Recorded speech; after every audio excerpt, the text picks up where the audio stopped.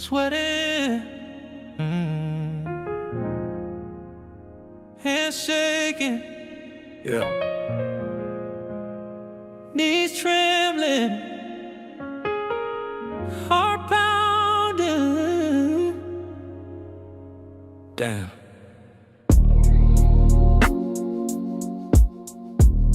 I can't get your fucking body out my mind.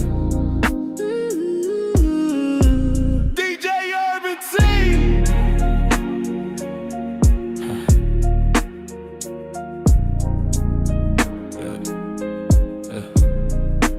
Met you in a club, liquor in your system.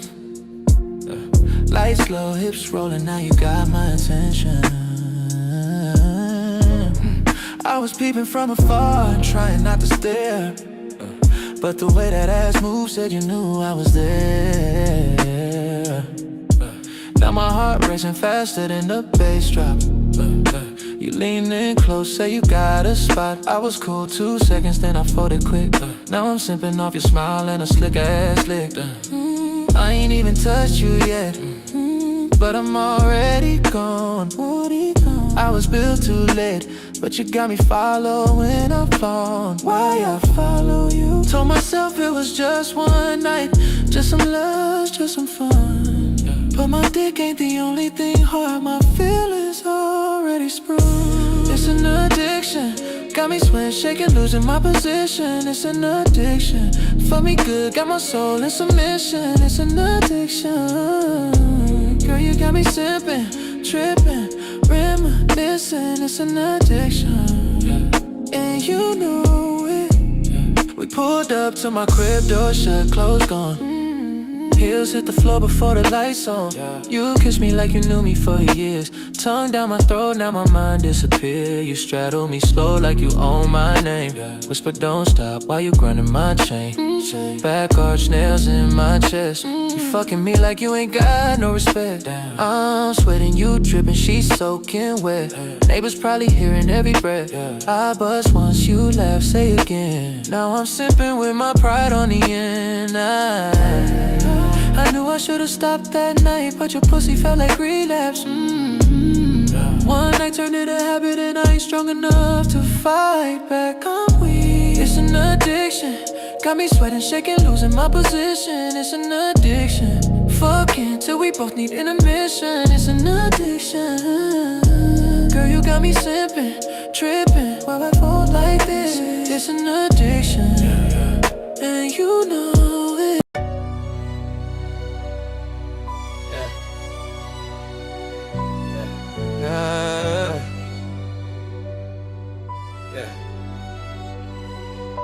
3 years ago I met you, you was 26. I was 19, ambitious as shit. Young, hungry, still finding my way. You saw that fire and stayed in my face, yeah.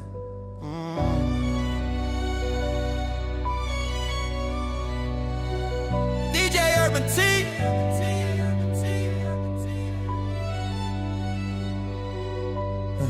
I wasn't interested, I made that clear. You said just friends, I let you stay near. Deep down my gut was ringing along, but I ignored that shit and dropped my guard. 3 months later, you was in my zone. Friend zone felt safe, I felt in control. But you was lying about your man, planting seeds like I was the plant. Real.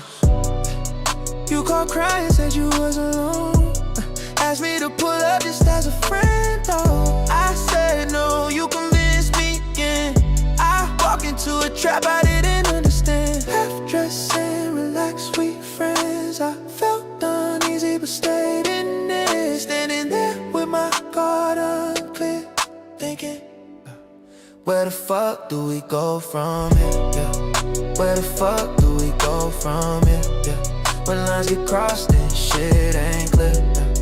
Where the fuck do we go from here? Yeah. When comfort feels fake and fear feels real, yeah. You put me in slow, switched the gear, yeah. Now I'm stuck asking, yeah. Where the fuck do we go from here? Yeah. Damn, I was young. You seduced me without saying shit. Used confusion and I fell for it. I won't lie, I gave in that night, everything changed inside. I was a fool to fall for your wicked game.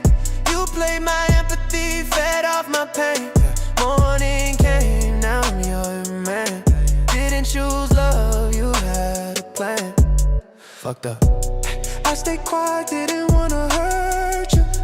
Didn't know silence was permission to. You played the victim perfectly. I thought I was saving you, you was controlling me. Still asking year after year, where the fuck do we go from here? Yeah. Where the fuck do we go from here? When lines get crossed and shit ain't clear. Where the fuck do we go from here? Yeah. When comfort feels fake, fear feels real. You pull me in slow, switch the gear. Where the fuck do we go from here? Yeah. DJ Urban T. Benjamin.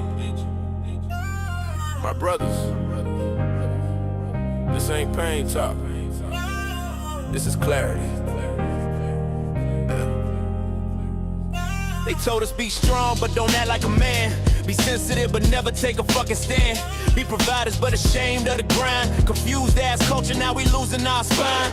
I watch men drown with their mouths full of facts. Quote every theory, but don't move when it's time to act. Scrolling for truth like it's stuck in the feed, but red pill reality don't come cheap. I ain't mad at women, I'm mad at the lie. They told you red pill meant bitching online. Red pill wasn't rage, it was look in the mirror. Now see enemies instead of getting clearer. They say wake up, but stay sleeping they habits. Blame the whole world, never audit they balance. You broke cause you lazy, not cursed. Red pill truth hit hard, yeah this shit might hurt. Hell, red pill, but don't choke on the truth. If you woke while you still in the same fucking loop, say you free, but you chained to the pain. Red pill, see clear, still walk in the rain. Red pill, but live that shit out. Awake ain't a bad, just a long way out. If you see what's real, then stand on your feet. Brotherhood calling, don't lie to me. Misogyny ain't strength, it's fear in disguise. Red pill twisted when you stop thinking precise. Turn patterns into laws, turn hurt into hate. Then wonder why life still slamming the gate.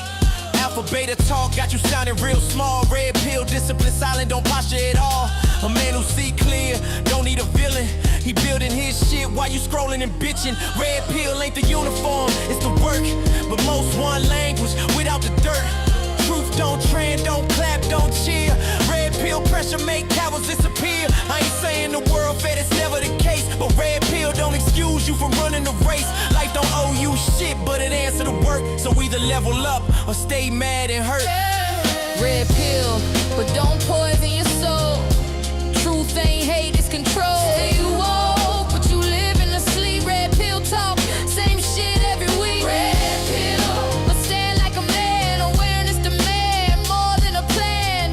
If you see what's real, then bleed for the truth. Brotherhood watching, what you gon' do? Red pill ain't loud. It don't argue in comments. It don't recruit the bitter. Red pill get quiet and start demanding receipts. I ain't above this shit, I'm in it too. Same red pill standard apply to you and me, fool. If I say build, I gotta build mine. If I say lead, I gotta bleed time. Gentlemen, my brothers. Red pill ain't something you say, it's something you live.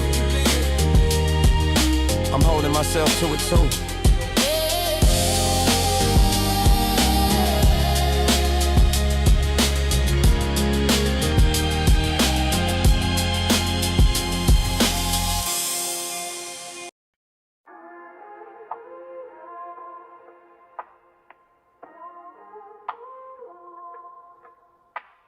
Welcome to the lounge, where we challenge accountability. I'm Urban, and we don't do surface talk here. We use emotional intelligence, thought-provoking, mind in motion. Truth be stirring, deep emotion. No filters, no faking. This here, thought-provoking. Every beat a question, every bar a lesson. I turn the mic to a mirror, life's a session. Urban in the mix, soul and intellect blend. We ain't just talk truth, we set trends from Dallas to the world. We break that ceiling, no clout, just facts, that's the real feeling. Thought-provoking, mind in motion. Truth be stirring, deep emotion. No filters, no faking. This here, thought-provoking. Trap drums drop, but the message don't fade. Every thought sparks like a hand grenade. Faith, pain, love, and drive all collide, that's how minds revive. All collide, that's how minds revive. Thought-provoking, mind in motion. Truth be stirring, deep emotion. No filters, no faking. This here, thought-provoking. Mind open wide like a city skyline. Every topic shaped by design. The urban lounge where ideas ignite. Late night thoughts under podcast lights. Every episode of thought design. The urban lounge where iron sharp iron. We build from the ground like truth rewiring. Can't fake what's felt when the mic's ignited. If you listening now, you already invited. Thought-provoking, mind in motion. Truth be stirring, deep emotion. No filters, no faking. This here, thought-provoking.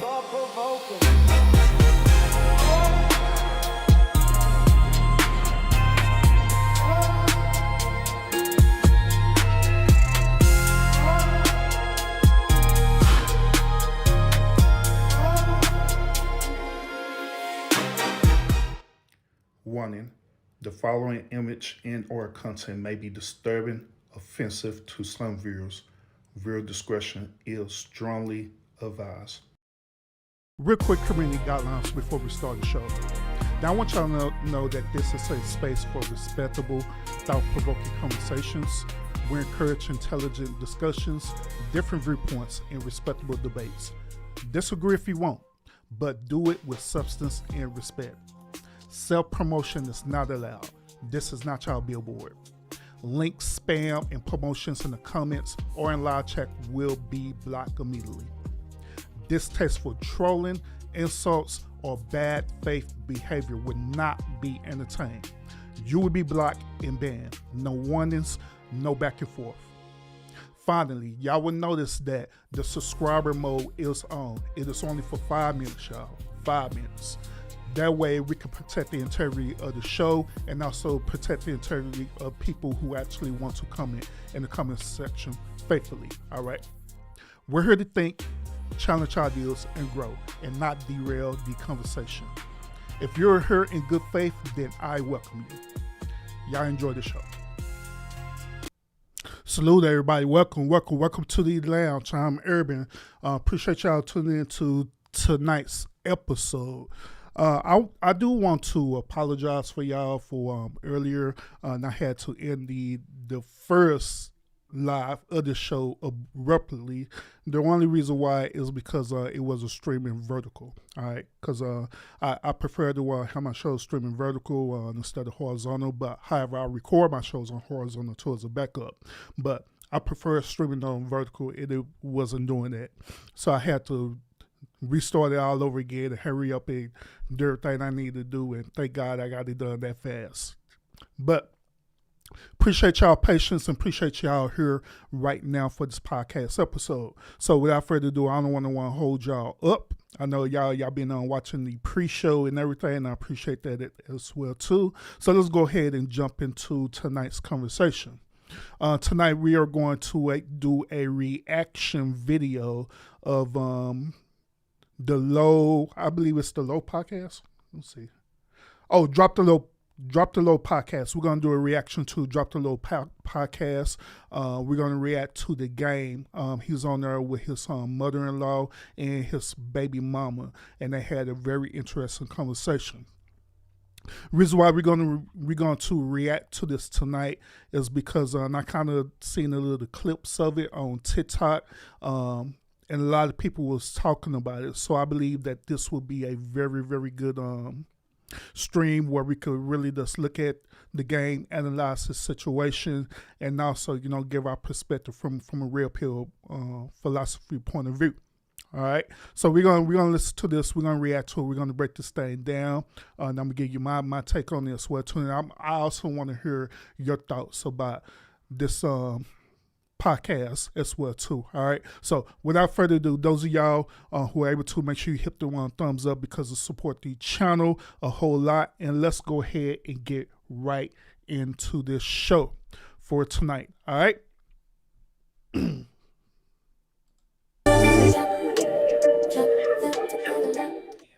Do you like the idea of being in a relationship? Because is that like, I like being in a relationship, you know, like I like, but I am, you know, I don't know. I've always desire to like want to have a family and all that. Do you like the idea of being in a relationship, or you like just because I feel like, for example, Carl. Yeah. I'm like, Carl is doing exactly what he should be doing. Yeah. You know what I mean? Like, he's single. I don't know. He posted somebody recently on his story, and me and Leo was like, I was like, look at your stepmama. But, you know, I'm like, I'm always like, find someone amazing that can help you with the kids. Like, it's all love. But he's been single for a while, or was, and I encourage that because I'm like, I think you're doing exactly what you should be doing. You know, like. So do you like the like being free, single? I know you said you want to get married. I like one day that's been a dream of mine for a very long time. Am I husband material? To be honest, I don't fucking know because I keep fucking these relationships up, and I'm not. And it's definitely, let me tell you, honey, it's definitely not the women I choose because I choose really good women. Right. You know? And I choose the women that deserve a husband and deserve respect and loyalty and non-infidelity participants and shit like that. But it's like, at some point, I got to kind of look at myself at 46 and say like, nigga, you might not be nobody's husband. You know? I'm good at fatherhood. I'm good at hustling and providing. But I think that being a great partner is something I'm still struggling with, to be honest, if I'm being honest. And you have some men out there that are in relationships. You have some men out there that are husbands, and maybe they're just amazing guys. But you have some out there that are masking who they really are for this fairy tale, and it's going to end up crashing and burning because of the non-transparency. I'm 100. How? So before she responds to this, right, I believe that what Game had said was a really, really good observation on his part. Now, those of y'all who follow this channel, y'all know that we talk about accountability over here from a red pill perspective. And one of the biggest things that I push for men is this. I push men that you don't have to get married. As a matter of fact, it is not a requirement for you to get married. It is not your divine duty as a man to get married, okay? But however, if you feel like that getting married is part of your purpose or you fulfilling your purpose, then by all means do it. But it is not a requirement at all, period. So I believe what the Game is saying, I believe it was a good observation. And to be honest, if he is having these type of outcomes in his relationships, right, that is a telltale sign that he do not need to be married, period. He is better off in a situation where he's in right now, where he's with, you know, these baby mamas, procreate, whatever he's trying to do. He's better off doing that than actually being in a committed marriage. There's, like I also explained to y'all as well too, that marriage is work. Marriage is work. It take a lot of work, and it take a really, really strong man to deal with the outcomes of marriage. That's why I reemphasize over and over again, It is not your divine duty to be married. But however, if you want to be married, then by all means you can pursue that. But you need to make sure you pursue it in the right way. Because if not, you're going to get burnt for real. But let's continue. Also, those of y'all who tuning in, salute, welcome. We are reacting to Drop the Low podcast. The game is on here with this mother-in-law and this baby mama, and they having a conversation. They having a conversation now about relationships. All right. Make sure you hit the thumbs up because it helped the channel out a whole lot. And let's get into it, y'all. How do you? So if Shaw got married, so Shaw gets married next year, Yeah. right? And now Blaze has a stepdad. Like, how do you feel about that? Because I feel like sometimes the other person's like was like the father or the mother feels some type of way about it because someone else is helping raising their child. Like, how do you feel about that? Like, if Shaw was like, "Listen, I'm getting married. You know, this is the guy." Like, would you want to meet that person? I definitely need to meet the person because you're going to be around my child. You know, I think at the point when someone's going to be around your child, you should afford the other person the luxury and the respect of like meeting the person that's going to be around the child so that they can say if they're comfortable or not, right? Because that is very important. Now, if Shaw got married next year, which is very unlikely because... no, I'm not. It has nothing to do with you and everything to do with me. I'm telling you, there's a thing that like soon as someone figures out that like your baby daddy is the game, it gets a little tricky for a man because people think they know who I am, right? And so it gets a little, damn, am I gonna have to like catch a fade with this nigga? I know how he feels about his kids. So is he going, do I really feel like doing it? Yes, you're beautiful. And yes, I want to be with you, or yes, I love you. But I think that thought process and that courting stage lasts longer than a year. So it definitely won't be next year. Right. So let me address this, all right? And this is from my personal perspective, right? Because I am a father. I do have children from a previous marriage, you know what I'm saying? So, and I also have a daughter, you know what I'm saying? So here's my point of view on this. If either one of my, baby mamas should get married, right?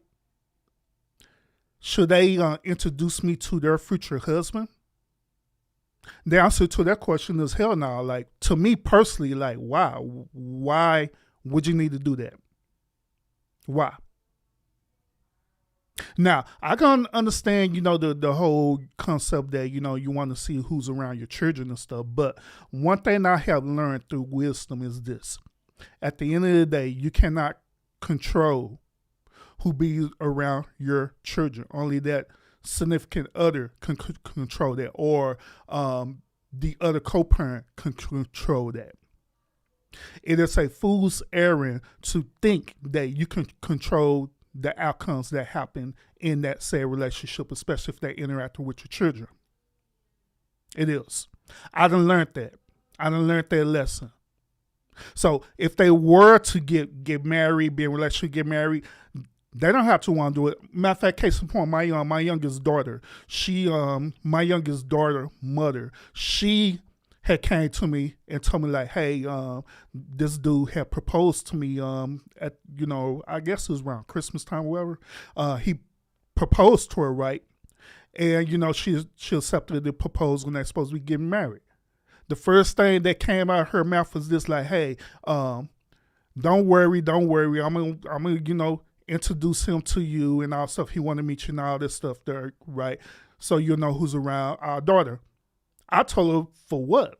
Like, why? I mean, if that's something he want to do, then that's fine. But to me, it's not a requirement for you to do that, because at the end of the day, I understand that at the end of the day, it is only me and her responsibility to take care of our daughter, not that dude. You know what I'm saying? So it don't even matter to me at all, period. And I'm not fixing to try to interfere into that, anything like that. They also understand the whole dynamics of being a baby daddy, you know what I'm saying, as they call it. Sometimes that, just like what the gang saying, sometimes that other Negro have this pride and ego about himself, thinking that he need to compete. But in reality, he don't need to compete, because he already won the woman. He already won the woman, and he don't have to worry about the child because the child is not his responsibility. It's our responsibility as co-parents. So that's how the way I feel about that. You know what I'm saying? But let's continue. I'm just being honest. Yeah, I mean, you can, yeah. Yeah. I mean, you're a woman. I get it. But I No, don't know. I know for a fact that, like, it's cool, but I'm just saying, I mean, she asked the question. Yeah, well, no, because we were talking about like, I don't know what led me to there. Something led me to there. Oh, about you getting married or whatever. Because then I thought about you. I was like, oh, how about if, one day you get married? How would you feel? Because for me, it's like, I would love for Carl to get married. I would love for him to get married and find an amazing woman that can be great to Leo and his other kids. I got a question for you too. It's nice to know that he's going over there and there's some female energy and you're making him breakfast or you're you're being a stepmom. So as cool and as good of friends as you and Carl are now, right? Let's say you get you find a new guy, right? And you get engaged to this new guy. And now he's almost Leo's stepfather. Mm-hmm. And relationships go through things, right? And you're a Sagittarius and you are a little fiery at times. Mm-hmm. And then you're not going to pick some scrawny little nigga who ain't a man. So you're going to pick a manly man. Mm-hmm. And men do shit sometimes. And you might have a shouting match. Couples kind of shout at each other sometimes, right? Especially when they're fiery. And Leo hears a man shouting at you, but he's little, right? So he can't really do nothing. He tells his dad, Jerome's over here shouting at my mama, and Carl is like not far. Carl gonna come over here in the defense of you and his child's mother, because he's known you for well longer than Jerome or whoever, and it might be issues. So that's what I'm saying when I say that a man, knowing that, let's say, his name is Jerome, comes in, once he figure out that your baby is Carl and that Carl a little hood and that he really is about his children, it gets a little intimidating. Mm-hmm. See, that point right there, I call bullshit on that. That's bullshit. I call bullshit on that. I don't agree with that concept at all. A matter of fact, I had did a reaction video a year ago, and it was say content creator that said the same exact bullshit that the game is talking about right now, where in this scenario, he feel like that the baby daddy is obligated to come to the aid of his child mother's rescue due to the situation that's happening with her and this dude that she's with. He also feel obligated that he should go over there and literally demand or tell this dude how to run the relationship. I call bullshit on that because that is how situations happen. That's how trouble happens. That's how people end up becoming unalive due to situations like this. I call this a sucker and a simp move altogether. It ain't nowhere around it. I don't care if you get mad about it. I don't care if you disagree with it. It is what it is. Under no circumstance a man should ever slip this baby daddy dude should ever try to pull up and try to be in the aid of rescue of what's she going on with that other dude. The reason why is because she the one who choose that dude. Y'all no longer in a relationship with each other. The only relationship that y'all have is the co-parent component. That's it. Nothing more, nothing less. So it is not your obligation to be that white knight for that woman, or to go over there and tell this dude how the way he should do to this woman and to your kids. No, that's not your responsibility to do that, bro, at all, period. Because if you do that, you're going to land into some situations that you don't want to be in at all. But what's crazy about this is that there are a lot of men who literally think like this for real, who literally have this ideology thinking that you're supposed to do this, that you are a man for doing this, but it's not. It's not at all. All it's going to do is put you in a situation where ultimately somebody's going to get hurt and or somebody might get unalive, somebody might get put in jail or whatever the case may be. But it's never a positive outcome in that situation, period. That's all I was saying. I wasn't saying the quality of woman isn't there. She doesn't deserve a husband or to be loved and respected and have the big ring and, a very much easier life than anything she's ever dreamed of, yeah, she deserves all that. It just gets a little tricky when, your baby daddy is one of those niggas. No, that makes sense. That makes sense. Go ahead. I feel like you got. She like, I got a nigga that'll fight you right now about me. That wasn't my Pull up, bro. Fast forward. So you've had interviews that went viral for the wrong reasons. You've had a few interviews that have went viral for the wrong reasons, right? So when you look at those clips or look at those interviews, do you self-reflect? Do you see things differently after the fact? Or are you like, it happened, I'm done with it, whatever? I stand on business about my interviews. All of them. Like, if I said it, fuck it. I said it. Like, I'm not about to backtrack.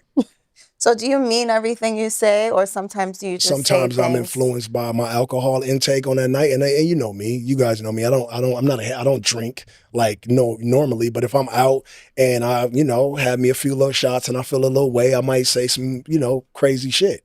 But I'm also, you guys know me, right? And if people knew me and knew that I had like this humorous personality, they wouldn't take everything I said so personally. Like, I watched Dave Chappelle's comedy special last night, and he said, he says, him, Kevin Hart too, they say offensive shit, but they're comedians, like, professionally. But I feel like I'm not Dave Chappelle or fucking Kevin Hart, but I feel like I'm pretty like comedic and funny and like playful and jokey. So sometimes when I say shit, I could be joking. Right. You know what I'm saying? Or like just poking fun at a situation, and people take it so seriously.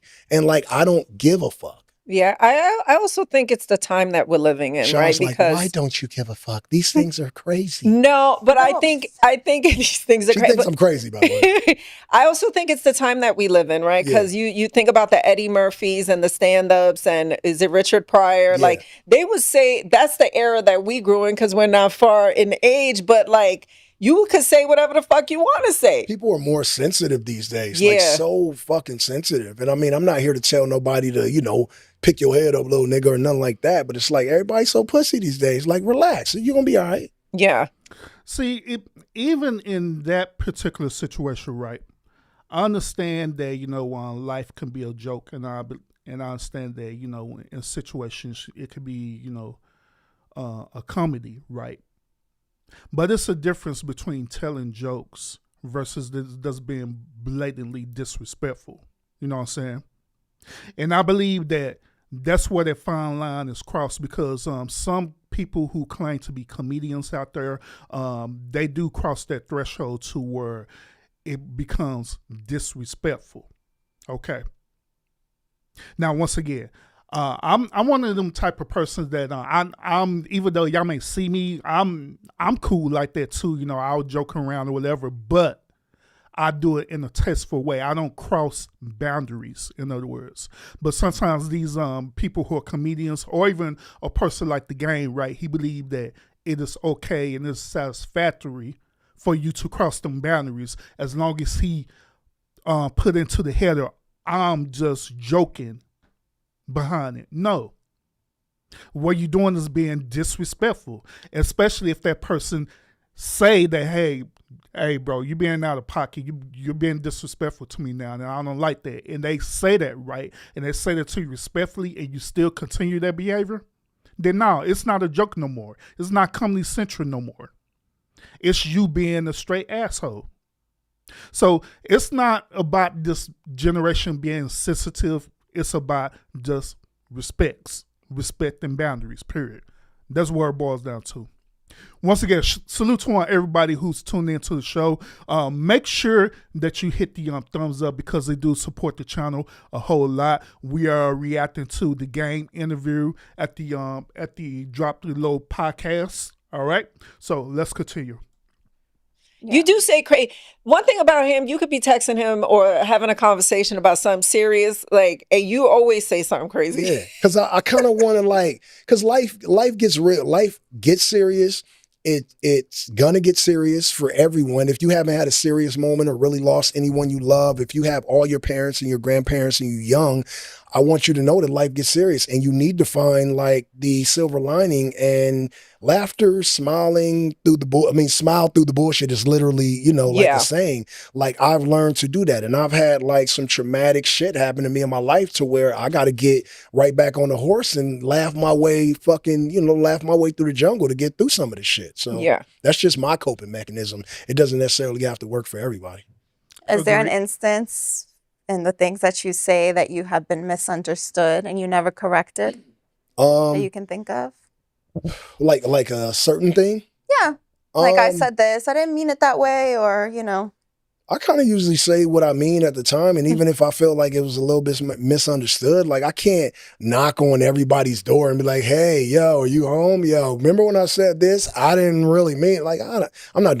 See, then also, that's what I'm saying about this comedy part or trying to tell jokes. If you're literally saying what you mean, then it is not a joke no more.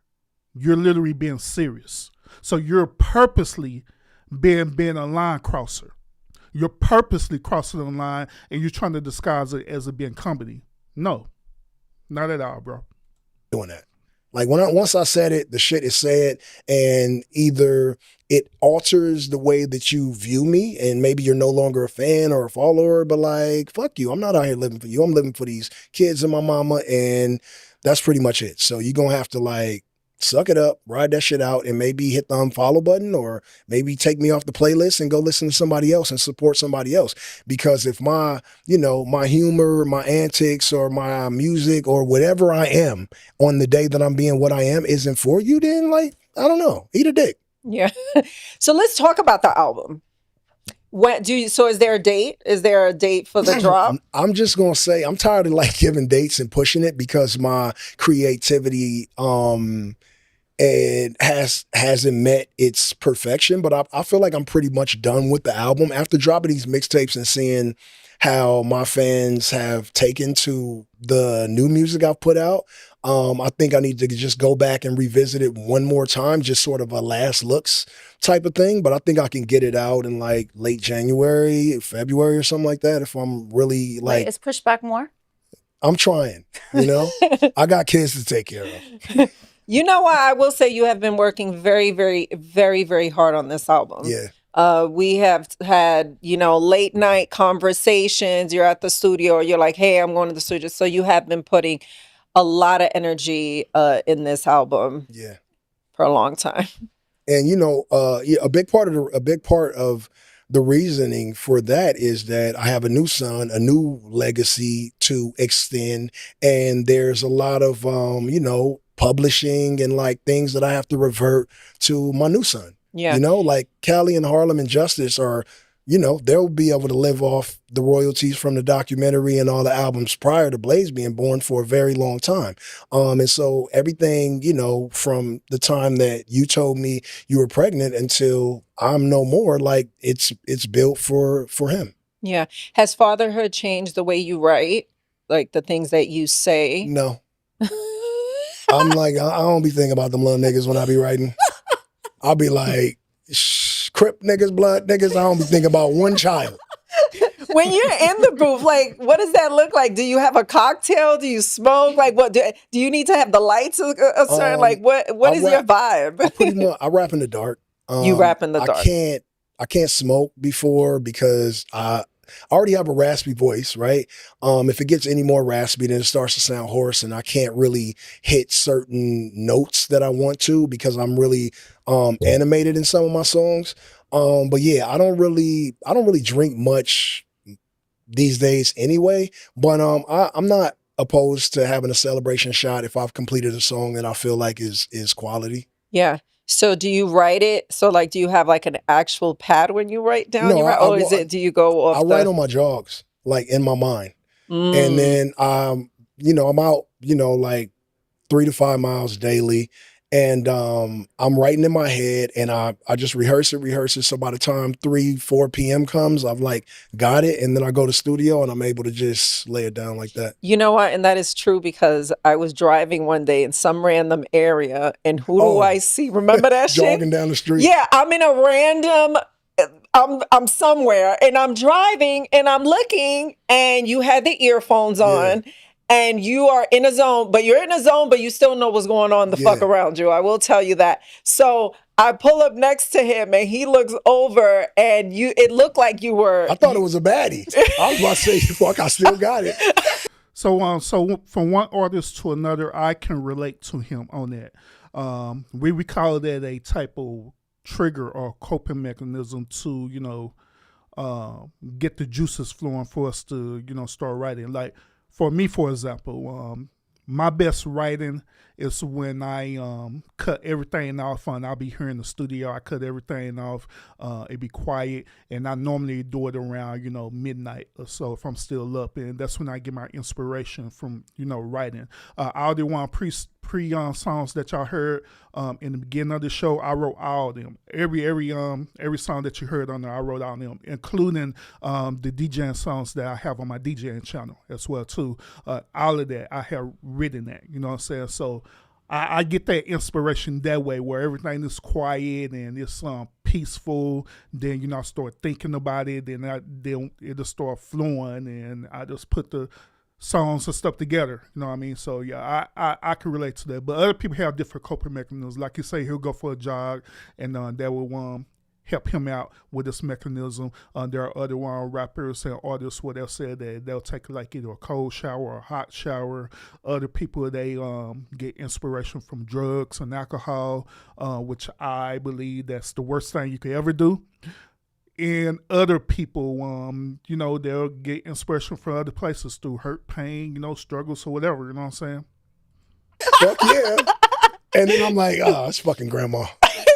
Grandma. Like, what's up? He's all sweating and shit, but you could tell that you were very into whatever you were doing. Like super zoned out, locked in. And I, like you said, I'll be aware of my surroundings because, we live in a big city. And, sometimes even like fans, like I don't even know sometimes how people know it's me because I'm like hoodie on and I got the drawstrings tight. You're huge. And but everyone knows it's you. I don't know if it's my posture or how I walk or run, but people always, they don't even have to see my face. People just like, yo, game. And I'm just like, how? It's that ass. Huh? Your ass. Is it? It's his ass? Whoa. What the hell?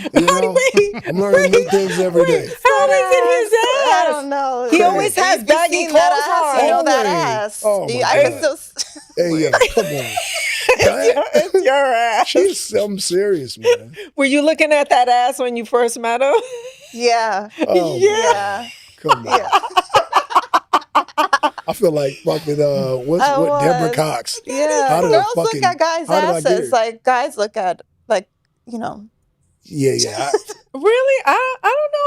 I don't know if I. when you're dealing with an athlete, you're like an you see that ass.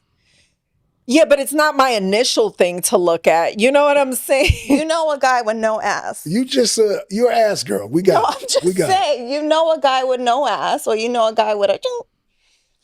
Are men even supposed to have ass? Like that shouldn't even be a thing.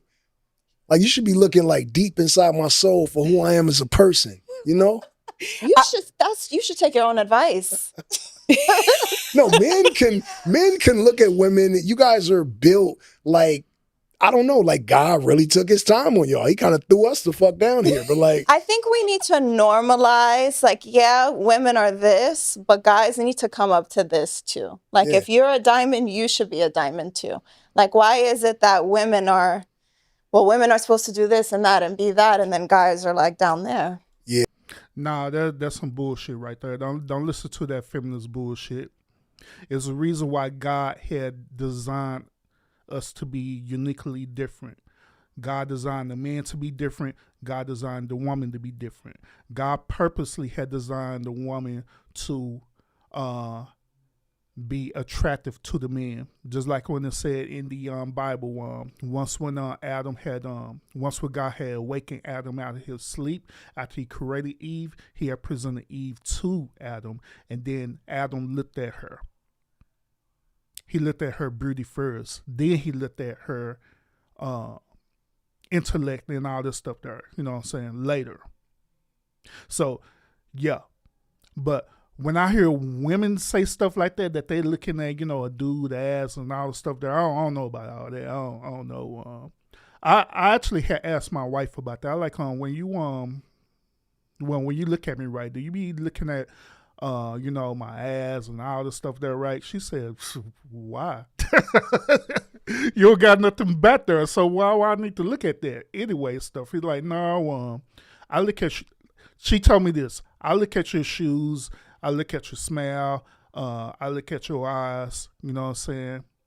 That should be managed, talking about she be looking at my print or whatever. But I believe them things that she said, I believe that's honestly what women be looking at men. You know what I'm saying? They be looking at their eyes, they smile, kind of physique as well too. Then they look at their shoes and their print. Those of y'all who are joining the show, make sure you hit the one thumbs up to support the channel. We are reacting to the game. He's on the podcast with his baby mama and his mother-in-law, and he's explaining about his relationships, all right? That happened previously with his baby mama, all right? And we're going to review this also from a red pill frame as well too, because I got some things I want to say, but we're going to continue. Appreciate you a whole lot. Now, those of y'all who not sub up to the channel, I would encourage you to sub up to this channel so you can participate in the chat, all right? As long as you follow the chat rules, I don't care, you know what I mean? You can go ahead and chat on, all right? So other than that, let's get into it. My moderator went online and he said she looks at your wallet too. Hell, that's a woman. That's what they do. I'm not going to knock it at all, period. But let's continue. They say we're all made in God's image, but I really feel like he really like women were his favorite children. Because he really put in work on women. I swear it feels like he just dropped us down here. But how do we change that?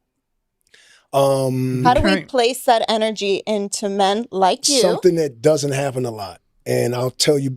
And here's another thing too. A man is not under the woman. The man is not below the woman at all, period. The man is actually above the woman. As a matter of fact, the man is the head of the woman. There's no equality like modern feminism is trying to teach women.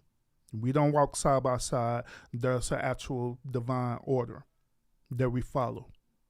God, man, woman, children. All right? But let's continue. Guys, both this. Men need a lot more love and support. And I'm not saying that you guys aren't those type of women, but men need to be told that I see you and that it's okay and that you're doing great and that I got you. Yeah. And I feel like that starts from when you were a child. Yeah, it does. Because I don't think you got like enough hugs as a child, sorry to say. And so it's like, damn. You don't think I got enough hugs? No, you definitely didn't get enough hugs as a child. My grandma hugged me all the time. You did not get enough hugs as a child. My mom will watch this and she is, it's one of those things, right? My mom was not a hugger. She was a hustler. And so she really we had everything. I had Jordans, FUBU, Guess jeans, like any Nintendo or Sega or PlayStation I wanted. But my mom is not like a hugger. And she's not wasn't that affectionate for me and, my siblings. But she hugged the fuck out these grandkids. Like she hugged these little niggas so crazy. And, if I was like super not in tune with who I am as a man, I would get a little bit jealous because I didn't get that. But I got a mother who was hard as fuck, parented hard, whooped my ass when it needed to be whooped, and that gave me character. But the way she loves my children, like it backs it all. It rewinds the entire tape and makes me appreciate her that much more because my mother loves these kids so much. Yeah. So let's talk about this from a red pill perspective, all right? And I'm glad we got to this particular part, all right? This is why it is so important. It is so important, men, for us to be in our divine place as leaders in the head, okay?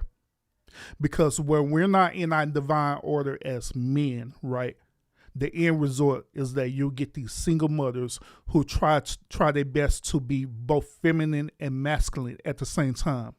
Hence, the game is a byproduct of a single mother. That's what it boils down to. He's a byproduct of a single mother who tries to cosplay as feminine and masculine at the same time. That's the reason why his behavior is the way that it is right now for us, him dealing with relationships, and he believed that he chose good women, But in reality, I believe that he don't choose good women. I believe that he has a certain type of archetype of women that he goes for every single time. I believe the type of woman that he goes for is this. He goes for women that are kind of similar to how the way his mom raised him. Because he believed that his mom was showing him that type of love and affection. But once again, that is the reason why it is so important, gentlemen, that we have to be in our divine place as men. We have to want to hold ourselves accountable. If you decide to procreate with these women, it is our duty and responsibility to make sure that we do our best to be in these children's life. Even if the baby mama be acting all childish and stupid or whatever. Because at that point, it's all about your legacy. That's what it's about. Now, I know there are certain nuances or whatever that will happen. Like, say, for example, the baby mama will be acting so ignorant that she'll kidnap the child and go to another state and you can't see the child ever again. I understand circumstances like that, but if it's in your control, in your power, you know what I'm saying, do your very best to be in that child's life. Because if not, you're going to have these type of results every time where you have men be brought up, boys been brought up to be like the game and have all these relationship failures. Okay? Let's continue, y'all. She loves you so much, and I love her so She much. still don't And we hug have me like she still don't give me 2 hand hugs. Lynette is I love My listen. mom Lynette. hug you like a homie. I love Lynette. Lynette is, Lynette had us at a party. Yeah. And we went and supported. And If you go to her party, you ain't never been to a party till you've been to one of my mama's. No, parties. but I had so much fun. Yeah. I'm like, oh, I'm over there doing the thing. But no, she's great. She's definitely like, she gives like boss energy. Yeah. Like your mom don't fuck around. She does. She sits there. Yeah, she does. She's like the boss. I love her. I didn't mean like you didn't get enough hugs, like as that goes to Lynette. I just mean like in general, I feel like your personality needed that. Yeah. And you didn't necessarily receive it the way that you needed it. And so it builds up the adult that you are. So like, how do we change that when we're kids? Like, So when she talking about this hug part, in reality, she's saying that he didn't receive a lot of affection. That's where it boils down to. But I bet the different. I believe that his mom did show affection to him, but she did it both in a feminine and a masculine frame at the same time. One moment, she was coddling him or whatever. Then the next moment, she decided not to coddle him. You know what I mean? But to me, it's not impossible, but it's very difficult for a woman to constantly transition between having that feminine and masculine frame over and over and over again. Because once again, the end results is going to be like this, where you have a man, a boy child that's going to become a man, and he's going to have this emotional state with him, or as I call a hyper emotional state with him. And that hyper emotional state is going to transfer into how the way he be selecting women in his future, which is what he's doing right now. with Blaze's age. Yeah. How do you think we change that? I mean, I think that Blaze won't have that problem. Because my kids that are the older kids don't have that problem. I think it like you said, it's a parental thing. It's a two parent thing. And you don't necessarily have to be in the same house. I think the kids just need love, no matter what that looks like, from wherever you are.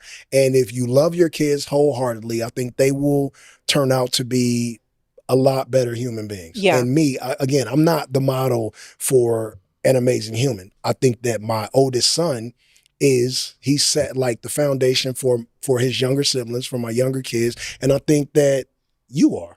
Yeah. I don't even think Evelyn is the best type of nigga. I think You are. But you want your children. No, Evelyn so I never seen something that I seen 2 days ago. They had you in like Splice with Maya, and you were like patting your coochie, saying something, and I was just like, damn, like Evelyn is crazy. Like that was a couple of years ago. I do. That was you had a few shots that day? Don't remind me. I think she smoked. I had look, some Don Julio. I do some shit. I done some internet shit. That was crazy. I was like, oh shit. Yeah, she is everything y'all say she is. Greens, beans. But yeah, so what I'm saying is that we want our children to be better than us. And she is a reflection of like who you are in your soul. Yeah. You know, and like you did a great job. And Blaze is growing up so different from how he grew up. You know, you talk about being in foster home. You talked about like the gang culture and the like. Yeah. You talk about being shot when you were like, there was so many things that were going on in your life that obviously made you who you are today. But Blaze is growing up. Girl, I know he's growing up eating organic. But I mean, men. Cookies. No, I know. But I meant men, generally speaking, because we just had Gilbert on here, right? And Gilbert was saying how women are these diamonds and the guys are like, they don't get looked at as that. Yeah. And that's unfortunate to me because I want to look at a man and be like, I'm the canary and he's an emerald. Mm-hmm. You know what I mean? So like equal. Yeah, I want that for men and women. So that's why I mean, like, how do we change the narrative of men thinking that? Because I want my son to grow up and know I'm it. So how do we change the narrative so that he doesn't grow up thinking, well, women are this and I'm falling right here? I think that I think it takes the mother to do that, to let like I won't be able to tell Blaze. I'll be able to tell Blaze from my perspective of how I think he should treat a woman based on my fuck ups. But I think that how a woman should be treated and respected and how you should really like carry a woman, I think that comes from you. I think that's something I won't be able to give him. No. Right. Or maybe you can because you can come from a place of these are the things that I've done wrong. Yeah. And don't make the same mistakes. You know, like I even with me, with her or, you know, Leo, like we talk a lot. Like I've always had such an open relationship with like my kids, you know, even though with Sha I was such a young mom. Leo, I'm a little bit older mom. Now I'm the old mom. But, you know, I tried to just have open conversations with him or use my life as a teaching tool. Yeah. Like, these are the things that I did that I don't want you to repeat. Yeah. You could do the same thing with Blaze, too, you know, because you have so much wisdom. Yeah. What I've learned the most about like parenting is it works out a lot better when you become friends with your child. It works out a lot better. They listen more. They trust you more when you can understand and bring yourself down to, because your kids teach you as well. You know, because you get older and you're not as young, as in tune, and they tell you like what it is. And you need to kind of listen to your children as well. And I think for some kids that, because this is in this era for some reason, and I don't know this statistic wise. Sha might, and if she don't, she's gonna research it. Trust me. But the suicide rate seems like it's a lot higher than when we were young. We had to deal with shit in our room, and we couldn't come out until we got our shit together. All right, before he jump into the suicide rates and all this stuff there, let's go ahead and unpack what he just said a few moments ago, right? Now, he was saying that it was the mother's responsibility to teach the son how to treat the woman. I don't agree with that at all, period. I don't. I believe that it is the father's responsibility to teach his son how to treat the woman. That's what I believe. But in order for that to happen, the father had to be in his divine frame. You know what I mean? He had to be on that divine level to where he could teach him wisdom. Just like, I've been sharing with y'all on my podcasts and stuff, right, where I've been sharing y'all wisdom, different techniques and circumstances, how the way you can build yourself up to be a man. The biggest thing that I always say all the time is that a man always supposed to be about his purpose. So a father is supposed to be teaching the son the same as that thing that he need to be about his purpose. Within his purpose, he could teach him about respect in everything, right? Because that's what's boiled down to it. And to be honest with you, it is not this super hard equation in order for you to know how to treat a woman. Because when you understand the whole dynamics of a woman's behavior, then it's going to be easy for you to navigate how to way to deal with a woman. At the end of the day, women are emotional. If you know how to navigate through their emotional being, then you can manage how the way you could treat a woman. All you have to do is, matter of fact, I did one show the other day talking about matching energy, right? I gave you the negative part about matching energy, and I gave you the positive part about matching energy. If you match energy in the positive way, right, where you already vetted out this woman, right, and you feel that this woman is suitable to be in your immediate life, right? You already did the vetting process. The next point is that you matching that positive energy. When you feed her and feed that positive energy to her, she have no other choice but to submit and give out that same type of positive energy back to you in return. That is part of the law of nature. That is how the way it is designed. But if you don't have that in you to give out to her, then guess what's going to happen? All that chaos and everything else that's in her, that's what's going to be projected back out. Hence, the different struggles that you be having in relationships. So I believe that it's the man's responsibility to teach his sons how to navigate and deal with a woman. Not the woman teacher, because when a woman do it, she's going to teach based on her anecdotal emotional experience. And in most cases, it be egotistical and it be selfish as hell. So no, I don't agree with that at all, period. No, not at all. Once again, appreciate y'all want to tune into the stream. Make sure y'all hit the thumbs up to support the channel. We are reacting to the game. He's doing the podcast interview with his baby mama and his mother-in-law as well too. All right. Make sure y'all hit the one thumbs up for this good thought-provoking content. All right. Waffle and Spoons, he shared the super chat. Appreciate you a whole lot, brother.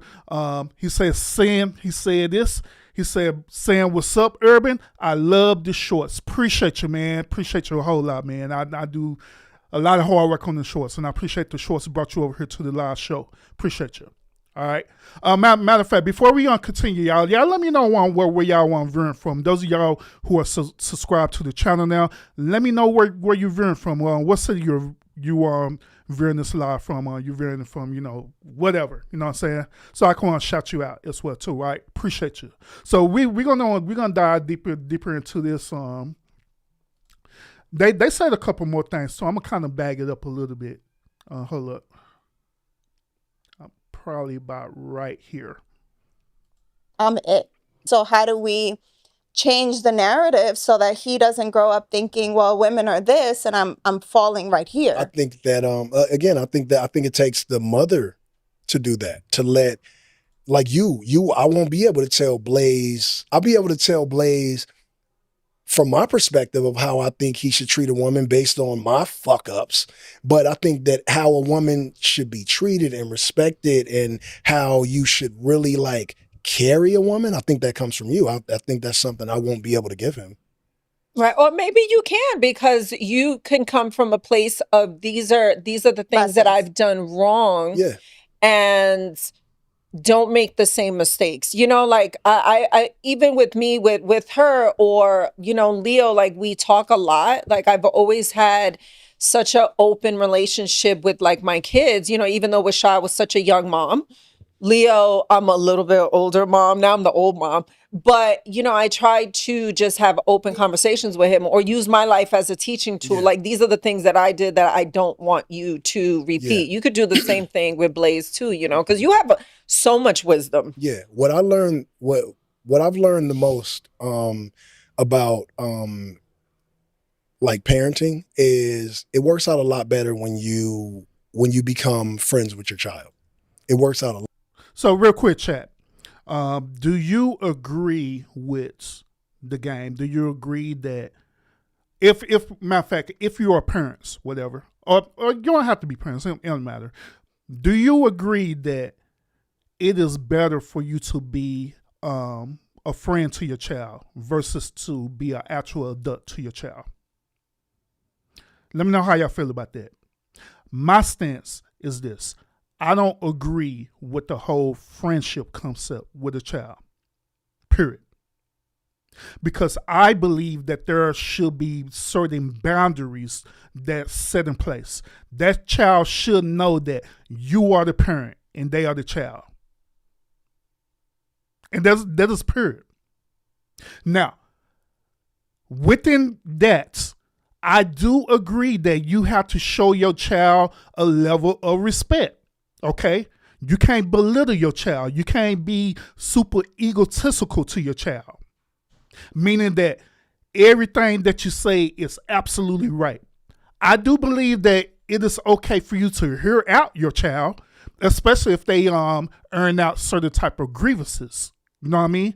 It is okay to hear them out and hear where they're coming from so you can understand it. So you can make logical decisions to lead them.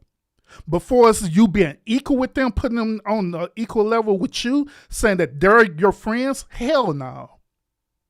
Through my experience, I have seen a lot of either single mothers, single fathers, right? And they did the same exact concept. Having their child be their friend, right? And guess what? I just seen their children become very disrespectful, not only to them, but to other grown adults because they believe that they on an equal level playing field with grown adults. No. Not at all. Once again, there have to be a level of boundaries that have to be set in place. Like case in point, me being a father with my children. I love my children. I respect my children. I honor my children. My children could come to they father about anything. They could talk to me about anything. They can. But at the same time, they don't see me as their friend. They see me as their father. Okay? So there are certain type of things that they would not even cross. They wouldn't even think about doing it because they know what's going to be the end result behind it. They know that if you cross this line, you cross this boundary, I'm going to say something about it. I'm going to literally check you about it, for real. That's how the way parenting is supposed to be. But this new coddling parenting that they got going on, you got to coddle with your children and be all friends and homies with them. No, that it don't work. It do not work at all, period. Waffle Spoon said, I'll never be friends with your child. I need this person to be responsible if not able. Facts. I agree. Corrine, what's up with it? Salute, welcome. No, you cannot be friends with your kid. You're here to guide and set goals to life and have understandings that you are here to show them the way. Respect. I agree. Absolutely. Let's continue, y'all. A lot better. They listen more. Yes. They trust you more when you can understand and bring yourself down to, because your kids teach you as well, because you get older and you're not as young, as in tune, and they tell you like what it is. And you need to kind of listen to your children as well. And I think for some kids that, because this is in this era for some reason, and I don't know this statistic wise, Sha might, and if she don't, she's gonna research it. Trust me. But the suicide rate seems like it's a lot higher than when we were young. We had to deal with shit in our room and we couldn't come out until we got our shit together, right? These kids these days, they get angry and then they fucking, not all of them, but like a lot of them like get real suicidal and real anxious and, going through like mentally challenged, like, spaces in their childhood where it shouldn't be like that. Right. And so for me, I have to make sure I'm not so aggressive with my daughter, and I parent her different than I parent my sons. And, with all of my children, I don't really do the whole putting your hands on the kids. I don't think you have to do that. But I will say that all of my kids have been disciplined once. All the way outside of Blaze. He do what he want. But he doesn't listen to anybody. And he talks blah, blah, blah, blah, blah. And I don't know. We ain't there yet. He ain't listening to me. Right. But for Cali Justice in Harlem, like everybody got disciplined once. We never had to revisit it. And it's been years. So I think that we're gonna make it Cali is the last baby. The other two are, grown, little baby adults. But I think with Cali, I think we'll make it well into her 20s without ever having a real disagreement or dispute again. Because we had. So let me also address this too, because this is very important. Very, very important. The game was talking about toxic parenting, okay? Toxic parenting means this, where a parent will either put their hands on other children, where they'll beat them into submission. They'll literally they'll use form of corporal punishment, where they'll send them to bed without eating. Some parents would take away, certain incentives from them.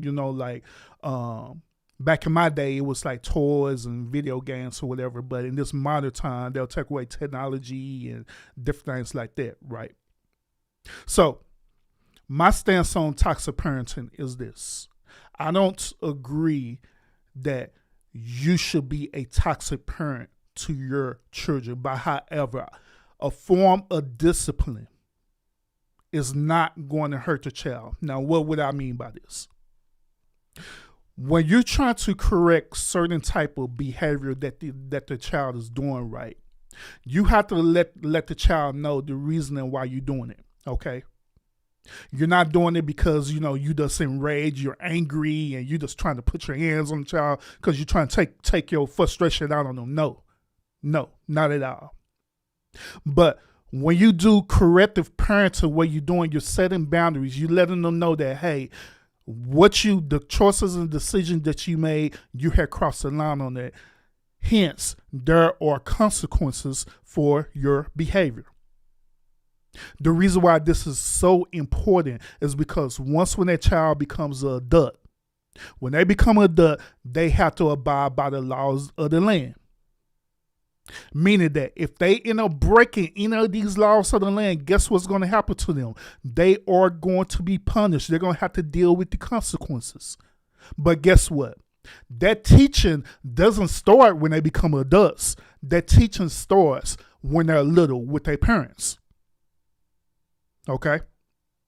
So, no putting your hands on the child or anything like that. No, none of that. Don't do that. Because also, here's another thing too. We're gonna continue, y'all.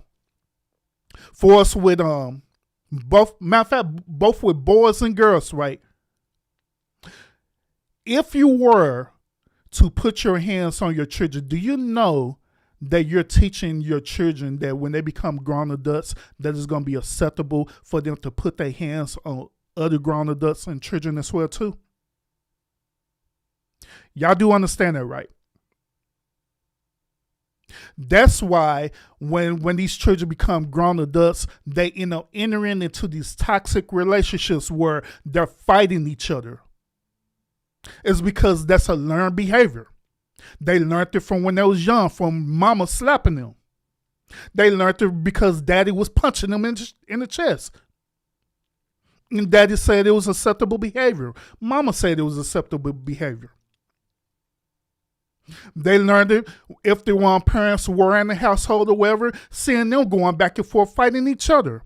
And it becomes a learned acceptable behavior. And therefore, they end up growing up with the same type of behavior.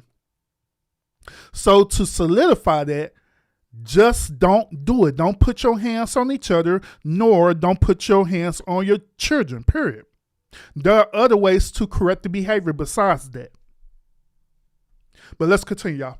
Once we get it, she understands. And I also trust and believe in the person that I and Tiffany raised. It'll be the same thing with Blaze. Like, I trust the person that I'm raising my child with. So I have no problem. So if Blaze is with Sha, I know that he eating something organic, leave rabbit food, and he looking at the moon and trying to figure out how it lines up with his day.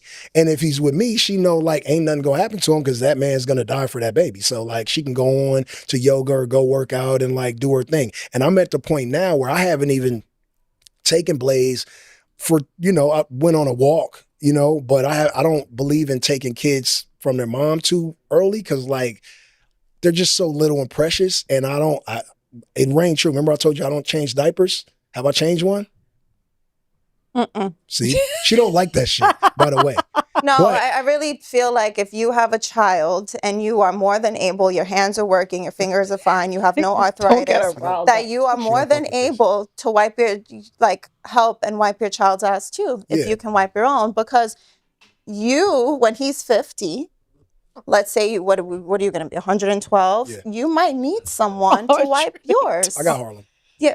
And God willing, he does it. But did you wipe his? Yeah, no. This is all, it comes around. Yeah, but I did tell you I don't change diapers from the beginning before he was born. Did you think it was gonna change? Like I would actually like flip and like do it? I did. I did. I thought that because you are in a different decade and you're having a child, however The many different years decade later. is wild. Earlier I spoke about expectations of what you said we're going to be delivered and we're not. So then, I did think that was going to change, and it didn't. But I'm just saying, hopefully you have someone. But have you seen her?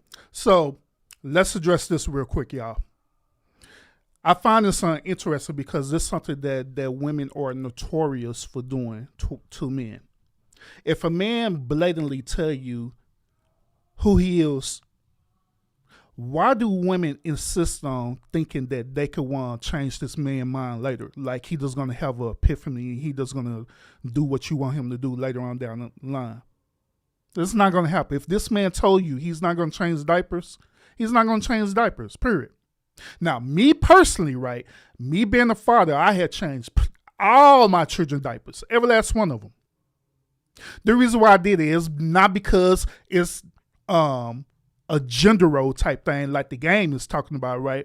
I did it because it was my duty and responsibility as a father, because I knew it wasn't all the time that their mother was going to be able to change their diapers.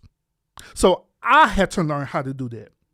This is the same concept about, you as a man learning how to cook and clean and do your laundry and different things like that. You're not going to rely on a woman to do that. You should already know how to do that as a man.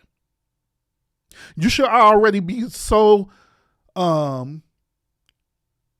what's the word? Sufficient as a man.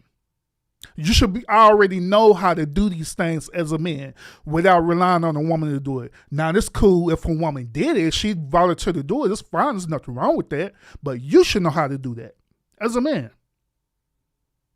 As well as learning how to fix stuff around the house and stuff. You should know how to do that as a man. Everything. That is your duty. That is your duty as a man to know how to do all this stuff. All of it. That's your duty as a man. Because once again, when we talk about biblical principles and stuff, right? Before God had created Eve, what was Adam doing in the garden? He was doing everything in the garden. Everything. Because it was his duty that God appointed him to do it.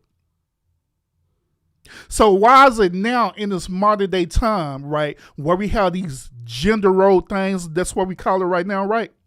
Why is it in modern day time we believe that, the woman is only supposed to do this, the man only supposed to do that? No. When it comes to basic survival, it is that man's responsibility to already know how to do that. Then it is also his responsibility to teach the woman how to do that as well too. That's how the way it's supposed to be. I'm just saying, or maybe I'm seeing it in a different perspective. What do y'all think about that? Do y'all believe that only a man's supposed to do a certain type of thing, right? He only supposed to, go to work. He only supposed to fix things around the house, and that's it, nothing more, nothing less. While the woman cook and clean and change diapers and educate the children. You believe that that's how the way it's supposed to be? Or do you believe that it is the man's responsibility to already know how to do that. And it's his responsibility to teach and be a leader and show the woman how to do that. Especially if she don't know how to do it. But what do y'all think? But let's continue. Her change a diaper, she do the shit like origami. Like you remember how like when we were younger, like it was one special nigga in the class that could turn $1 into a ring. Right. Like that's what she do with diapers. She'd be like zip zap zoop zop boom, and the shit just like and then she'd be like Kobe when it goes into the little diaper dump. She has really grabbed motherhood by the. You know what? I don't want to forget this. Sorry, Blaze's name. Yeah. Let's talk about his. yeah. Let's talk about his name agree, because Yeah. there was so much back and forth. We called mental fades over the name. She Mental- wasn't going. It wasn't. So So you caught mental fades. Oh, well, maybe I fought by myself, but I won. you wanted him to be named You always fight by Jason, yourself. right? Oh, yeah. Like, thank God. I was hormonal. Yeah. Now that I met him, though, not to cut you off, but now that I met him, he could have been a little JC though. Thank God He's he's so not. beautiful. Why? I'm so happy he's not. You Like, wanted it to do just it, shows how, like, I was pregnant, I was hormonal, I was, like, in love. And I'm like, yeah, let's name him after the dad. Thank God his name is not JC. I would have been calling him your name all day long for the rest of his life. Yo, so the thing about that is, lucky for you, right? Because Callie looks damn near identical to me. True. And literally, like Tiff would tell you, that pisses her off. Because if she feeling a way, you know, like a little way about me, she has to look at Callie and be like, motherfucker. Right. You know, and then get back into I love my daughter. But Callie looks exactly like me. So like the fact that you would have to say JC all day, I wasn't obviously the mother, but like I should have let you rock with that. I'm You know- so would've been happy like- you didn't. No, Like, it was blessing. so at Shaw's delivery. Remember at the delivery room when you had to put the name on, you had to get the name put on the birth certificate and you Yeah. need to decide what is this child going to be named. And I remember Shaw was laying in the bed and you weren't budging on that shit. You were like, his name is going to be Blaze, right? She even looked into maybe changing his name after because she was That wouldn't have spiraling. ended well. No, and I'll give you. Hey, real quick, Waffle Spoon said something very important in the chat. I want to acknowledge it. All right, Waffle Spoon said this. He said, "But today's woman will not listen to a man." Now, I have to agree with that. I have to agree. But the question we should be asking ourselves, gentlemen, is this: why do the modern women do not listen to men? What is the reason? When you think about it, you're going to come up to several conclusions about this. One of the conclusions is that we're going to say that it's feminism, right? Modern day feminism, which respectively, yes. Part of it's modern day feminism where they're teaching women that it's okay for you to be free and equality and you don't have to sit up there and submit yourself to the authority of a man. Right? But another part of that is this, gentlemen. Another part of that is what I've been teaching and telling y'all. When we're not in a divine place as men, this is going to be the end result every single time. Every single time. If we're not in our place as men where we are the head, we are truly the head, we're truly leaders, how the way it's supposed to be, we're truly supposed to be about our Father's business, how the way we're supposed to be, right? If we're not doing none of these things, then guess what? That woman is not going to have nothing to submit to. It is what it is. But when you place yourself in that position, then also, that's why vetting is very, very important. Very important. When you go through that process, that initial process, after, looking at that woman, Broody, right, and you start having a conversation with her and you start vetting her out, at that moment, right then and there, that is your duty as a man to set the expectation right then and there of what you're about, who you're about. No, you shouldn't be flaunting your money, saying, yeah, I'm about this because I got my bag. I got this. No. You should be setting your expectations right then and there and tell like, hey, this is the type of man that I am. I believe in this, this, and this. I believe that this thing have to be structured this, and that way. I believe that my woman had to follow my leadership. I believe that my woman shouldn't be equal to us. I believe in the divine order that is God, husband, woman, children. You should set that expectation right then and there and let her know right then and there what's your expectations. Not trying to smash her or anything like that. When you set that expectation right then and there, you sit back and see how she react to it. If she give you pushback on it, like what modern women would do, they'll give you pushback on it and all the stuff right, to start having bird-like behavior right, then you already know the answer. You already know the answer. Then at that point, you have a choice to either continue to pursue that or leave her the hell alone. But let's continue. Also, make sure y'all hit the thumbs up as well to support the channel. Those of y'all who are coming in right now, we are reacting to the game interview with his baby mama and his mother-in-law. All right, on the Drop D Low podcast.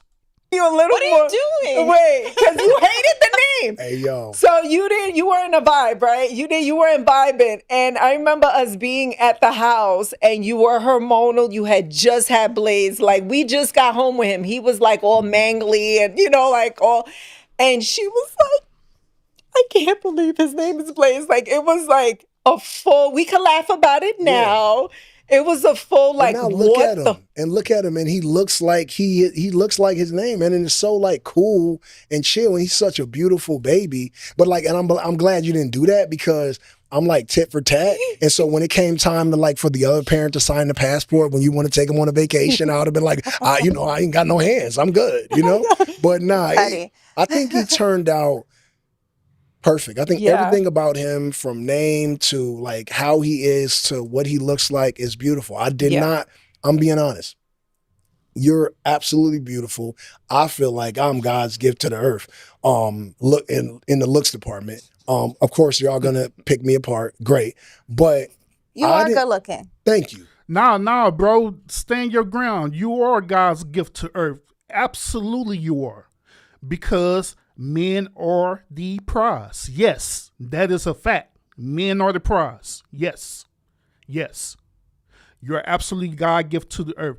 God, the one who designed you first as a man, brother. And all the other brothers who are out there as well too. God had designed you first. So yes, you are the gift to the earth. He the one who told you to be fruitful and multiply. He the one who told you to go and till to the earth and be responsible for the things that happen in the earth. He didn't tell a woman to do that. He told you to do that. So yes, you're the prize. Absolutely you are. Not the woman. The woman is the helpmeet. So yeah, you're the prize. Shoot. But I did not think that my son was going to be that beautiful. I just didn't think it.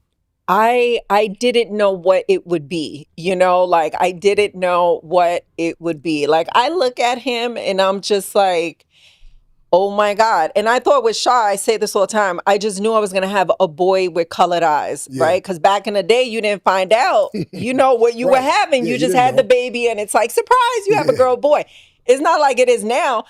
And it's like, in a weird way, I feel like my grandson is the boy that I thought I was going to have with her. And he is just so special and beautiful. And I wouldn't change anything about him. And I know like he's funny. He's crazy. He likes playing in the refrigerator. Like he's everything. Yeah. And how everybody's like, you're supposed to be biased to your child. But I just feel like even if you wasn't my child, and people come up to you all the time. I'm pretty sure they come up to you. People tell me just like how beautiful of a child that is. And they don't have to do that. But for me, when I look at my son, I say every time, like, I'm so glad that I'm your dad. Yeah. Like I'm glad that I'm your dad. What does showing up mean in this stage of your life at age 46? Well, showing up where? In life. Just For people? yourself. For yourself, actually. For myself, I show up for myself every single day. One person I'm gonna show up for is me. I think that being As you should. being the leader of a family, which, of mine, I feel like I am. I do a pretty good job at it.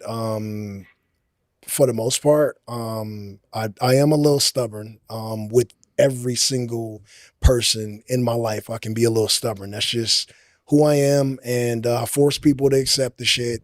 And I think that, I show up for myself. I don't always show up in the ways that other people think I should show up all the time, and I have to get better at that.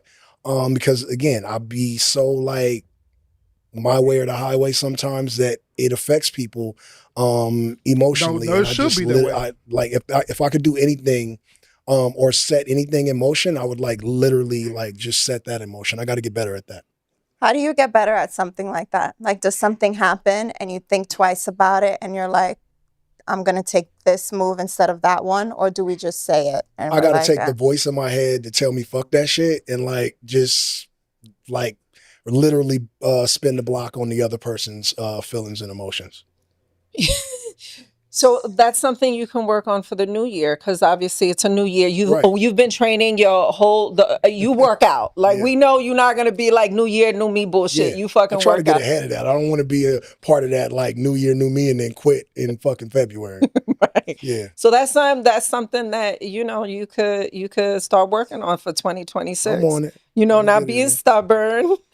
You guys remind me of each other a lot. We tell each other that every other day. And when I met you, actually, you reminded me of my mom a lot. Obviously, 2 Sagittariuses, but very defiant and defensive and stubborn. But I think that I dealt with it with you because I dealt with it with her. Yeah. You're a little bit more because you're a man, obviously. So naturally. So what's two things, y'all. 2 things. First of all, I was noticing his mother-in-law body language, right? I don't know if y'all kind of picked up on this. Do it seem like she's flirting with her son-in-law in a way? Or am I just reading too much into that? Because once again, I be looking at people on body language all the time just to see what's going on with them, to see if you're telling the truth or, lying or whatever the case may be, right? But it does seem like her body language is almost as though she's flirting with the game. Or am I reading too much into that? But what do y'all think? And, also, his baby mama is the one on the left, and this is his mother-in-law right now on the screen, all right? But I don't know. It does seem that way. Second thing that I want to bring up too, I don't believe in the zodiac sign thing at all. Period. Like they was talking about Sagittarius is this, Aquarius this, or whatever case may be. I don't believe in the zodiac sign thing. I believe that whole zodiac and horoscope thing, right, is just some straight bullshit. I do. I believe at the end of the day, all of us have certain type of characteristic traits that these zodiacs portray. All of us. Depending on the day, the week, the month, the moment. Some of us will have all the traits. Some of us will have certain type of traits, you know what I mean? But at the end of the day, we carry all them type of zodiac traits. So I believe that you just can't determine a person's behavior based on just one single zodiac because you want to line up in this particular month within the moon and all the stuff. I just don't believe in that at all, period. But y'all let me know if y'all believe in that or not. Are working on for 2026. He said a horoscope. On it. Not being stubborn.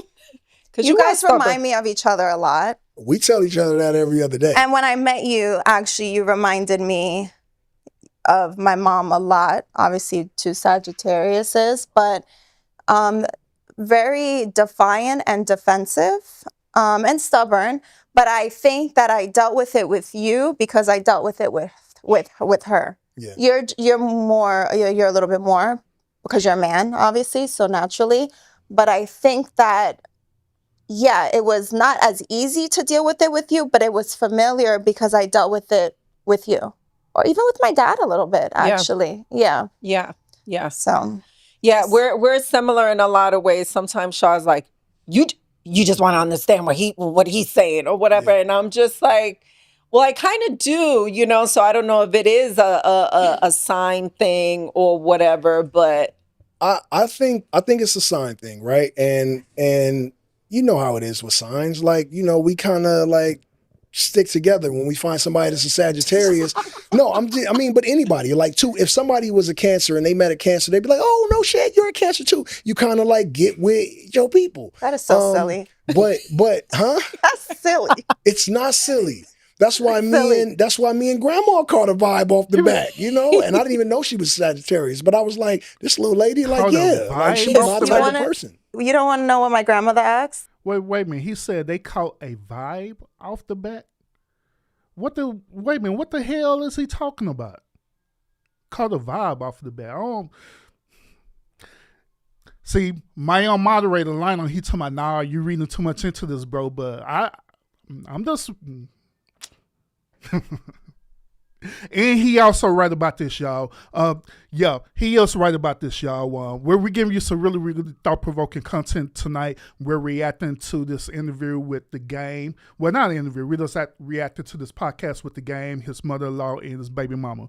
We only got 45 likes, man. Let's get these likes up, y'all. 260 people watching right now. Let's get these likes up right now, man. Let's do that, man. Let's get the likes up because we're getting you some good content right now. Those of y'all who not sub up to the channel, I highly, highly, highly encourage you to sub up to this channel so you can get more of this thought-provoking content. I know many of you are here because y'all done see my shorts circulated all around YouTube, you know what I mean? And I appreciate that a whole lot. And I also appreciate those of y'all who be commenting in my shorts. Y'all be thinking I don't be reading the comments, but I do. I read the comments. I do. I appreciate y'all coming in on the shorts, and I also appreciate y'all coming in on my community wall posts as well too. Appreciate that a whole lot, y'all. But yeah, let's get these likes up real quick, man, and we're gonna continue with this content, all right? What she at? She goes, so Ette, he wears that all the time? My grill? Yeah. Oh yeah, pretty much. Yeah, I like it. She's a grandma, so she don't know. She was like, she's 70. They don't really get the vibe. It's Spanish. You know, it's a little boosie in me. You know? Yeah. That's all right. Next question. If Blaze was last thing on Blaze, because he's so important and special. If Blaze was to watch this episode one day, what do you want him to know about you in this present moment? Just that I loved him to no end, and that some of the things he'll understand why some of the things in his life that I wasn't because like I'll always be the dad, you'll always be the son. So like when I said no that time, or when I said nah, we ain't doing that, he'll get it when he looks back and watch this. Okay. So he'll have an understanding. For sure. He'll just be like, my dad was like very like non-negotiable. Yeah. Hopefully he has it sooner than 50. Well, shit, I won't be here. No, you got to be here to see the understanding. Okay. One habit you're actively unlearning. One habit I'm actively unlearning.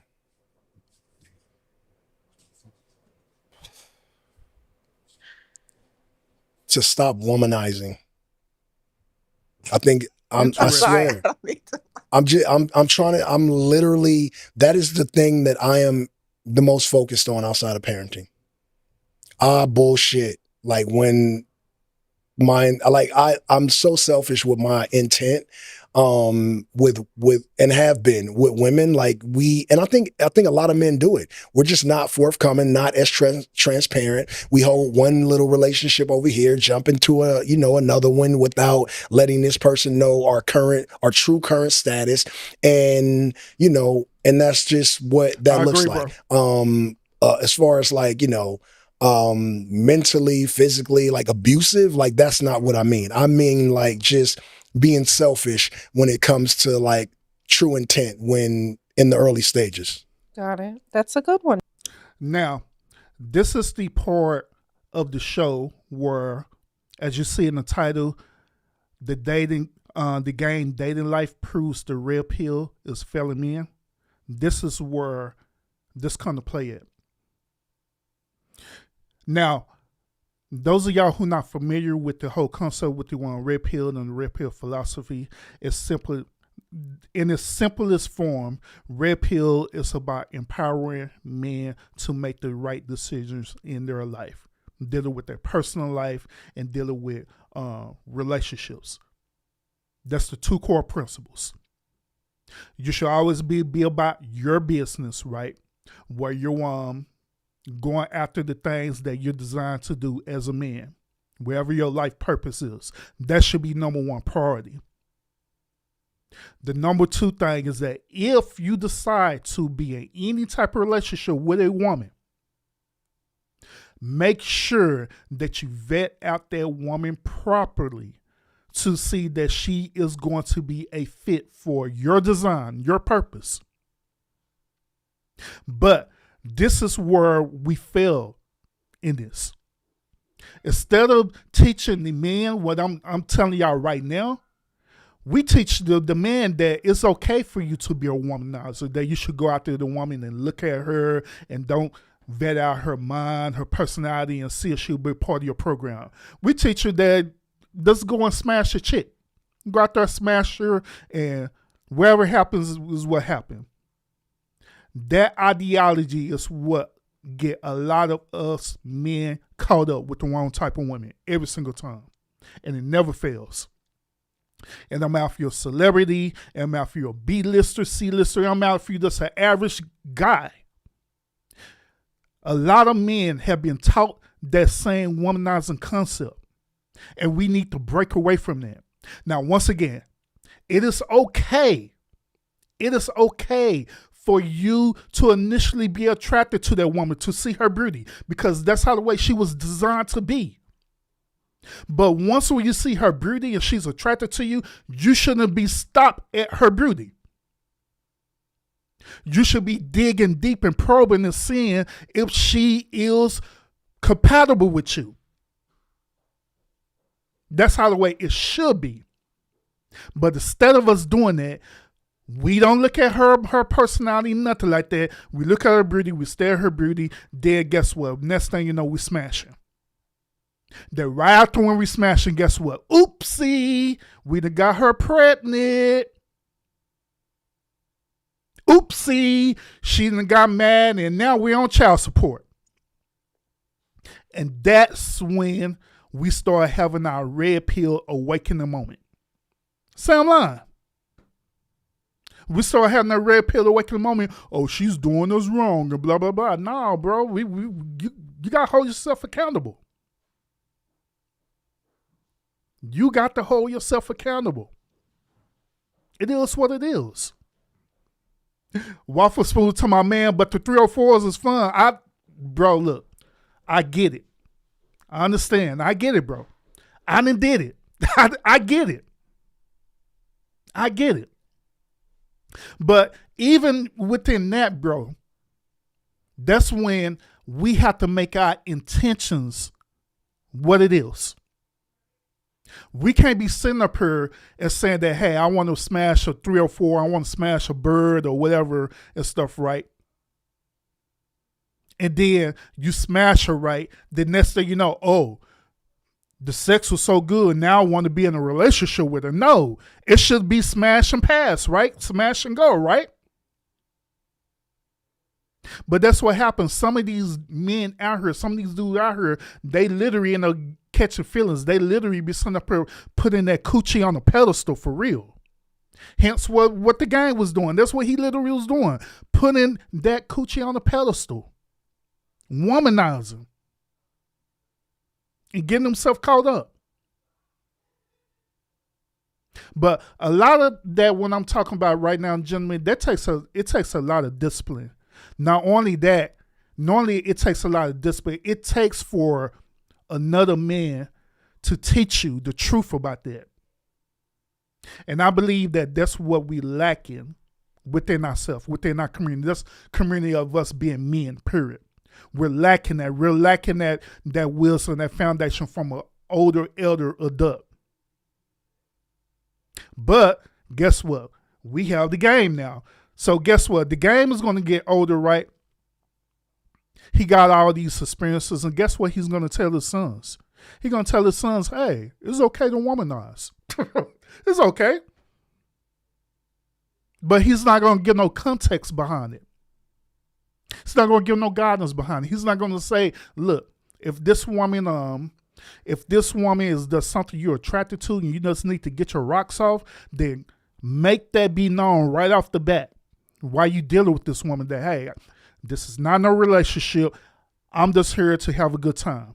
Are you cool with that? If she say yes, she's cool with that, then go ahead and do what you got to do. If she say no, she's not cool with that and she wants a relationship, then leave her the hell alone. Don't be trying to manipulate her just because she look good. Oh man, I'm gonna manipulate her. I'm gonna wine and dine her. I'm gonna become a simp. That's what these damn simps and suckers come from. I'm gonna wine and dine her and do the stuff so I can ultimately still smash her.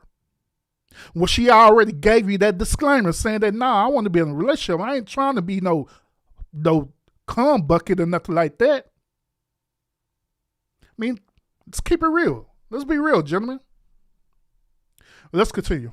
Jay? Yeah. One thing that the public gets wrong about you. Everything I say is a lie. Right? Like, I think that is fucking absurd.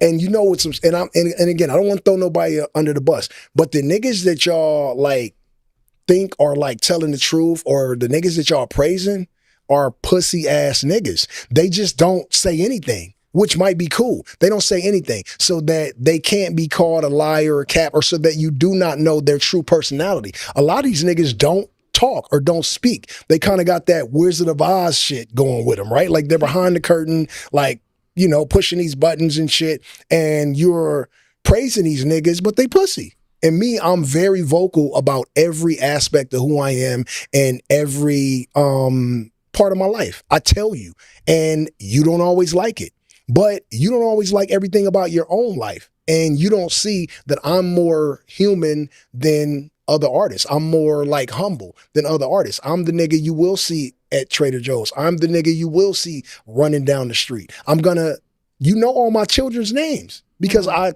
told you them, and I was very like public with my fatherhood. You know who I am. You know where I'm from. You know which gang I chose to be in. You know like the history of, you know, my childhood and my upbringing, because I've always been vocal about and very public about who I am. And now, gentlemen, this particular part, I agree with the game.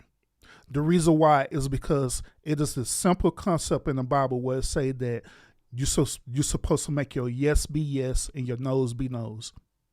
Meaning that you should be straight up front. Like I was telling y'all earlier, right? You should be straight up front with your intentions. You should. You should be straight up front and transparent about your intentions.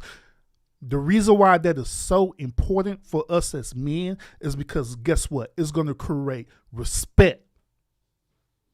It may be some people that may not like it, but it's going to create respect. Case in point, like when people come over here to the lounge, right, and they have conversations with me, right,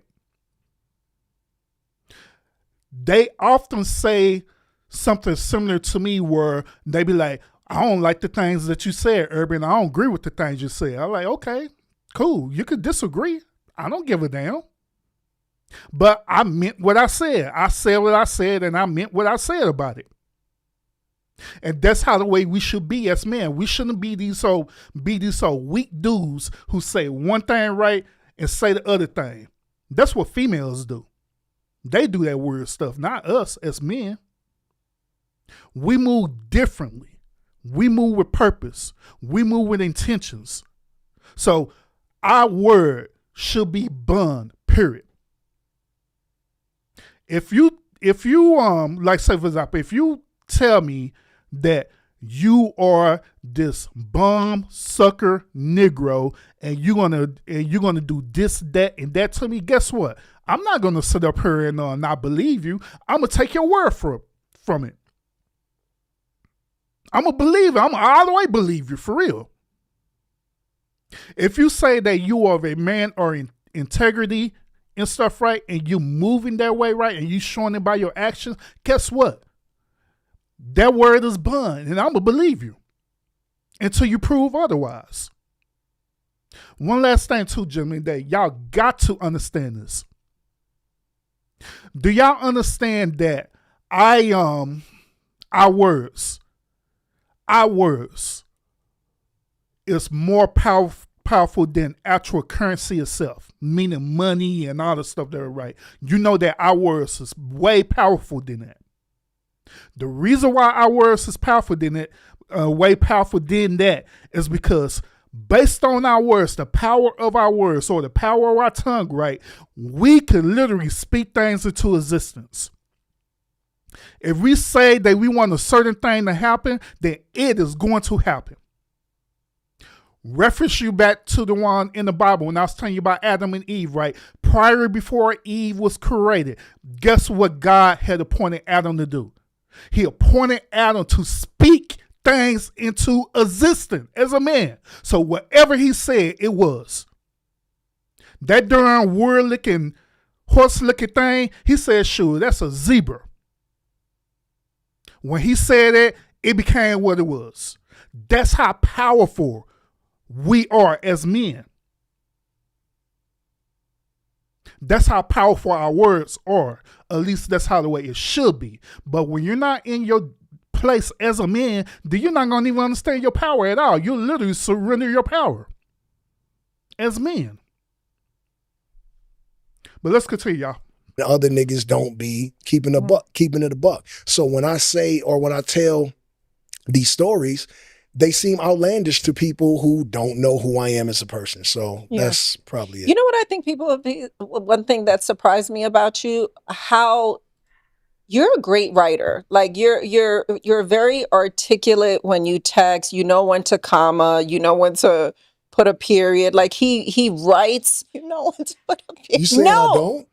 No, she's saying you do. Yo, my text etiquette is you're great. But that's but I have experienced, texting with certain people and they don't know how to put a full sentence together, So when, we started doing the family thing and communicating on a consistent basis, I remember thinking he's very articulate and he writes very, very well. Yeah. Which is great. And that's one thing, like, Lynette she was real, like, on it about, like, penmanship and how to formulate words, how to speak to people.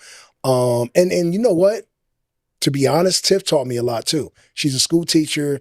I was still saying "tooken" when I met her, and she would correct me every time and just be like, "No, it's taken, brother. It's taken." One promise you're making to all your kids. Whew, I'm trying to stay alive, child. I'm trying to stay alive, and I say that a lot of people will watch this and be like, well, think that it's easy.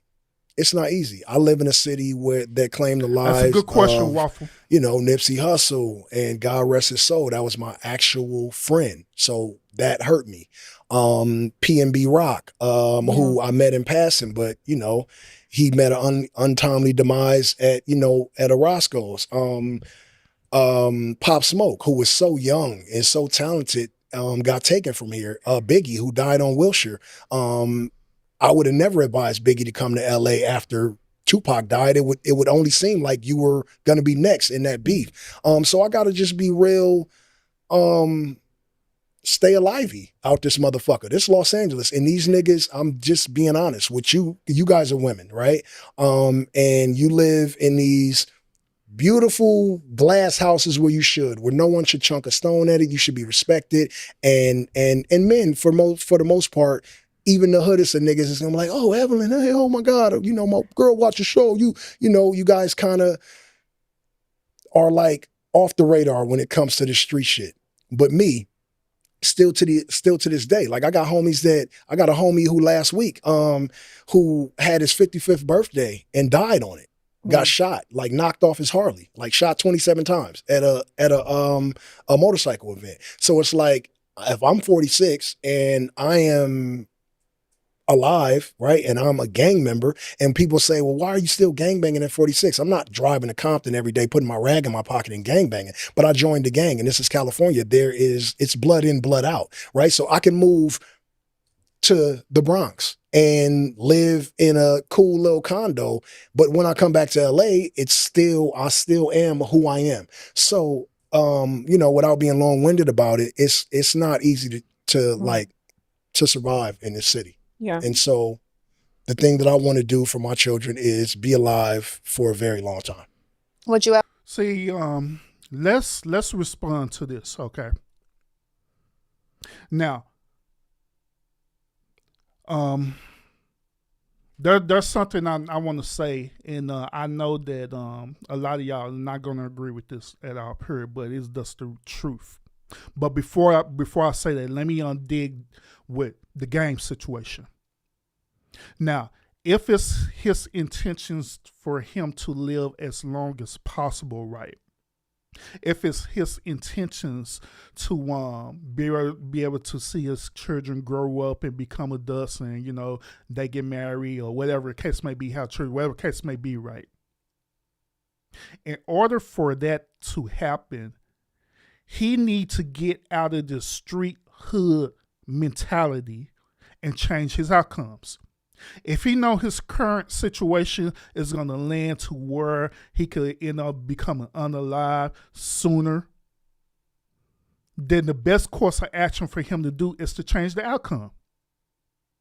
This, a matter of fact, I grew up in the hood. Okay, I was born and raised in the hood. I was molded and conditioned to be in the hood. Yes, me. I was molded and conditioned to be in the hood. But even though I was in the hood, right, I end up growing away from the hood. Now I go back to the hood and, visit my parents and different things like that. Well, prefer my mom. My father passed away, but I go back and visit my mom because she still live in the hood. So I go back and visit her, and do different things like that. But that whole hood ideology, that whole hood mindset, guess where it got left at? In the hood. So in order for him to have a positive outcome, he needs to get rid of the negative outcome. If you know the situation that you're in is going to end up having your life be ended prematurely, then you need to remove yourself from that outcome. It's that serious. Now, here's another thing that I was going to say, and I know many of y'all are not going to agree with this. What also the game said, I don't agree with. I think that it's a fool's errand to sit up here and promise to your children that you're going to live as long as possible. The reason why I believe that is because through our current conditioning as human beings, right, we're not designed to live forever. I believe that we need to accept the fact that we have an expiration date. I believe that all of us need to accept that fact that we have an expiration date.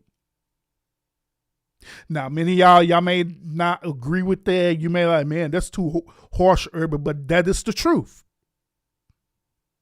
We all have an expiration date. Now, the expiration date is contingent based on the stuff that we do.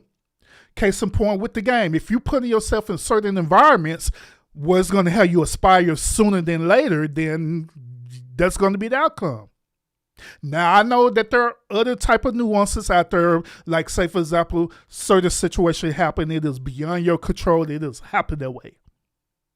But at the end of the day, it is what it is. We all have expiration date. So with that being said, that's why it is important for you as a man to be about your purpose, because you don't never know when your expiration date is going to come up.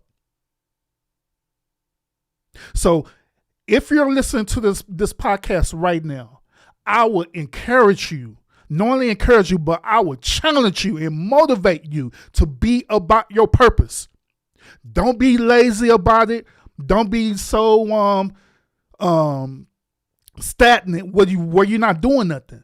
Be about your purpose, wherever your purpose is. I don't know what it is, but Whatever your purpose is, you need to be moving in your purpose because your expiration date is going to come. And it'll be real messed up for you to aspire, right? And you never fulfill your calling. You never fulfill your purpose. So you need to get busy. If you're living right now, you listen to this right now, you still got another chance and another moment to be about your purpose right now. So that's what you need to be doing. And your purpose isn't just for you to go to work and make money. That is part of your survival. I'm talking about purpose. So you need to figure out what your purpose is, and you need to be fulfilling that for real before your expiration date expire. Real talk. Ever move out of LA, California? I'll say California. I can't. I got this thing on my bucket list, right? I think like, and it's crazy because I'm black as shit, but I see myself being like John Wick somewhere in like Aspen and having like a little 2-bedroom wooden house, and I got like a dog, and me and this nigga go chop wood, and the snow is falling, and I get back in, and I'm about to fight. I don't know why the fuck I think I'm gonna be John Wick in my future, but I want that for myself. But I love this fucked up ass city. Right. And I've been here for 46 years. I've never lived anywhere else. And yeah, I have dreams of like moving out of here one day when my kids are grown, but then I had Blaze. So it's like, if I wait till Blaze is grown, I'm gonna be motherfucking 70. So it's like, I don't know. I would love to, but I don't see myself moving anytime soon. Yeah. When are you going to take me to Compton? I want to go to where's your hood? Where is it? So I grew up in a crib neighborhood called Santana Block, and I got a lot of childhood friends that are no longer here, and then I got some friends that are here, and I got some friends as Crips, and I got some blood homies and some SA homies, and but I'm from so I grew up there. That's where Lynette's house was, you know what I'm saying, on Willow Street. But, I went across the tracks and start hanging with my brother and, my homie Big Frog and he was under, Big Dan. I know you like, who is all these big people? But they're actually like solid homies. They didn't steer me down the wrong path, and neither did my brother. They told me like, don't do this. And then when they realized I wasn't going to listen, they was like, well, this is how you do this. And so, Cedar Block, Piru, that's where I'm from. That's where I want to go. Yeah. She's asking, when are you taking I want to go. I want to go to Cedar Block. I'm pretty sure. You know what? You would fit right. They would love to have you. This is the thing. This is what I feel about myself. Like obviously I've driven As soon past. as I said it, she said, "That's where I want to go." That's where I want to go. That was because I've heard you say that before. So I'm like thinking. She's up here speaking as though this is a tourist attraction. She acting like it's a field. Yeah, bro. She acting like it's a goddamn field trip. She acting like she going to Hollywood Boulevard. No, this is Compton. This is the block, the actual hood. No, you don't want to go there, sweetheart. I want to go to Cedar Block. Like, I want to go there because I feel like I'm the type of person, like, I could flow. Like, I could go there and I could go to the White House. But, yeah, I want to go over there. Really take you? Where? B-Fly. No, I said, who could Shirani? Sharani, I'm going to tell Sharani, take me with you. She pull right up. Yeah, they gonna be like, B-Fly, what's up, blood? She gonna be like, I got Evelyn with me, y'all. Yes. Yeah, she'll get you right up in there. Sharani, hook your... So Waffle Spoons, I believe this. I believe that she has a type. She has a type of man that she likes. That type of man that she like is the game. She liked the game and she liked the presentation of the game. She liked that hard gangster like type of man. That's the reason why she want to pull up. Maybe she want to pull up to see if she can want to get one of them dudes or whatever case may be. But she want to use the game to take her on this, as you say, a field trip out there. But that's not a place you don't want to go at all, period. You don't want to go to the hood, unless you from the hood. And yes, y'all correct. She's young-minded. She's young-minded as hell for her to think like that. That's crazy. That's what them young bops be doing. oh, I need me a hood nigga. I need me a hood Negro. Like, no, no, you don't. Girl up. I want to go over there. Yeah, she the queen. Well, Jason, we call you Jay. You got anything else to say before we wrap it up? I think we good. I actually, and it's like obviously went a lot. I didn't know what to expect, right? Sitting on the couch with your baby mama and her mama, the grandma, like I didn't know how it was gonna go. This is like, Women don't always like to be called baby mamas, right? yeah, but hey, it is what it is. I'm gonna treat you like I'm in the comments, okay? Like you game baby mama. Yeah, I know that, so I'm gonna work on that. But yeah, man, I think like I hadn't seen the set. Yeah, that's Son Evelyn from Basketball Wives, and that is his mother-in-law. I hadn't been here. I think that you guys are doing amazing. This is cool, and you know what? It feels when it's your family, you don't really look at it like when I was on Shannon Sharp. Like it's like I watch Club Shay Shay. It's like a production. I don't know that nigga from a can of paint. I know him, but like I don't know him. Right. But I know you guys. So you be like, like, is this shit gonna be like a real podcast? It's a real podcast. You just don't know. You know what I'm saying? Right. Like, but it's real. I think people thought this was some bullshit in the beginning, but we're putting a lot of energy Let me into tell this. y'all, it's some real expensive camera shit going on, real lights, like it's a real production. And I feel like it's a business, and I'm happy for y'all. Thank you for saying that. We appreciate you supporting the business. Yeah, thank And you. Gilbert's interview like really like solidified it for me because I seen interviews prior. I seen the Carl one too. I like that one too. Right. But I'm a guy, right? I'm not supposed to be watching women gossip all day. That's not my thing. But once y'all had Gil on, I was like, yeah, I definitely got to do mine now. Yeah. Gil was great. Well, listen, thank you for coming in today. We love you. We know you got to go to the DMV. Love you guys too. Yeah, man, I can't get caught out here. Trump tripping. Comment, let us know. Smash, subscribe. Yeah, all that good stuff. Whatever. Man, what Trump did to you, bro? Trump haven't did not a damn thing to you. Somebody get caught up. Unless you breaking the law, then you're going to get caught up then. Word. But this is the end of the interview, y'all. This is the end of the interview. Y'all let me know what y'all think about this. Think about this whole entire episode. One last thing that Game has said that I do agree with him. He has said that, hey, it's not a man's business to be, watching, women gossip and all this stuff there. And I agree with him. I agree.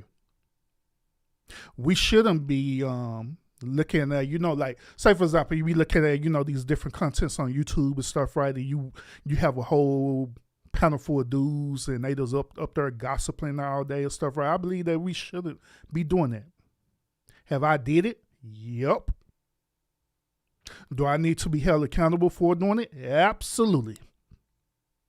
But we shouldn't be doing it at all, period. I mean, we just like I told y'all, I've been telling y'all throughout this whole episode, is that we should be about our purpose, about our business. Because like I told you, at the end of the day, we have an expiration date. There's gonna be a time where it's gonna be game over for us. Literally. You know what I'm saying? So we need to be doing what we got to do. But that is it for this particular episode. Y'all let me know what you think about this episode. You let me know what you think about the conversation that was had with the game with Evelyn and this baby mama as well too. Did you agree? Did you disagree with it? Also, let me know how you feel about my perspective about all this. My assessment on this. Do you agree or disagree with the things that I have said as well too? I appreciate each and every last one of y'all who are participating in the chat. Waffle and Spoons, thank you so much for the super chat. I appreciate that a whole lot. And everyone else who participated in the chat as well too. Now if you want to continue to be a part of this, you want to continue to participate in the chat, by all means, sub up to the channel. All right. Sub up to the channel so you can be engaged in the chat and we can have these thought-provoking conversations. All right. So what is our business? Chasing money is still. If you don't know your purpose, then I'll encourage you to figure out your purpose. Now, like I say, I don't know if you're a man or a woman, or you could be a YouTube bot for as I'm concerned, but whatever your purpose is, that's not something that I can tell you what it is. It's something that you have to figure out for yourself. Your purpose is not chasing money. Your purpose isn't none of that. Because chasing money is not purpose, it's survival. And it's the difference between the two. It's the difference between purpose and survival. Chasing money is survival. What I'm talking about is purpose, the whole point of why you are here, existing on this rock, on this planet. Now, once again, this is something that I can't tell you what it is. It's something that you have to go on the journey and figure out for yourself. But I can tell you this. When you do figure that out, right, it would be something that would be so fulfilling to you that you just got to do it. You got to accomplish it, no matter what. It becomes what is known as a passion. Okay? So wherever it is, I encourage each and every last one of y'all to figure that out for yourself. Okay?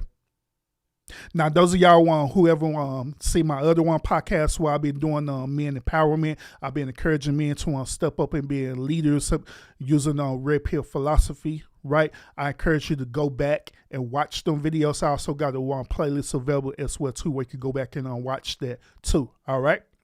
So other than that, y'all, thank you so much. I appreciate the ones who are tuning in right now. I appreciate the 158 that stayed here throughout the beginning and the end of the podcast, and people who was coming in and coming out. Thank you so much for supporting the channel. Once again, if you do not sub up to the Urban Lounge podcast, by all means sub up to this channel, because I got way more to offer than my shorts. Because me and y'all came over here because of my shorts. So I got way more to offer than my shorts. All right. So make sure you sub up to the channel. I'm going live on tomorrow night, y'all. Appreciate y'all. And yeah, good night, Unc, as well, too. Y'all have a great and wonderful night.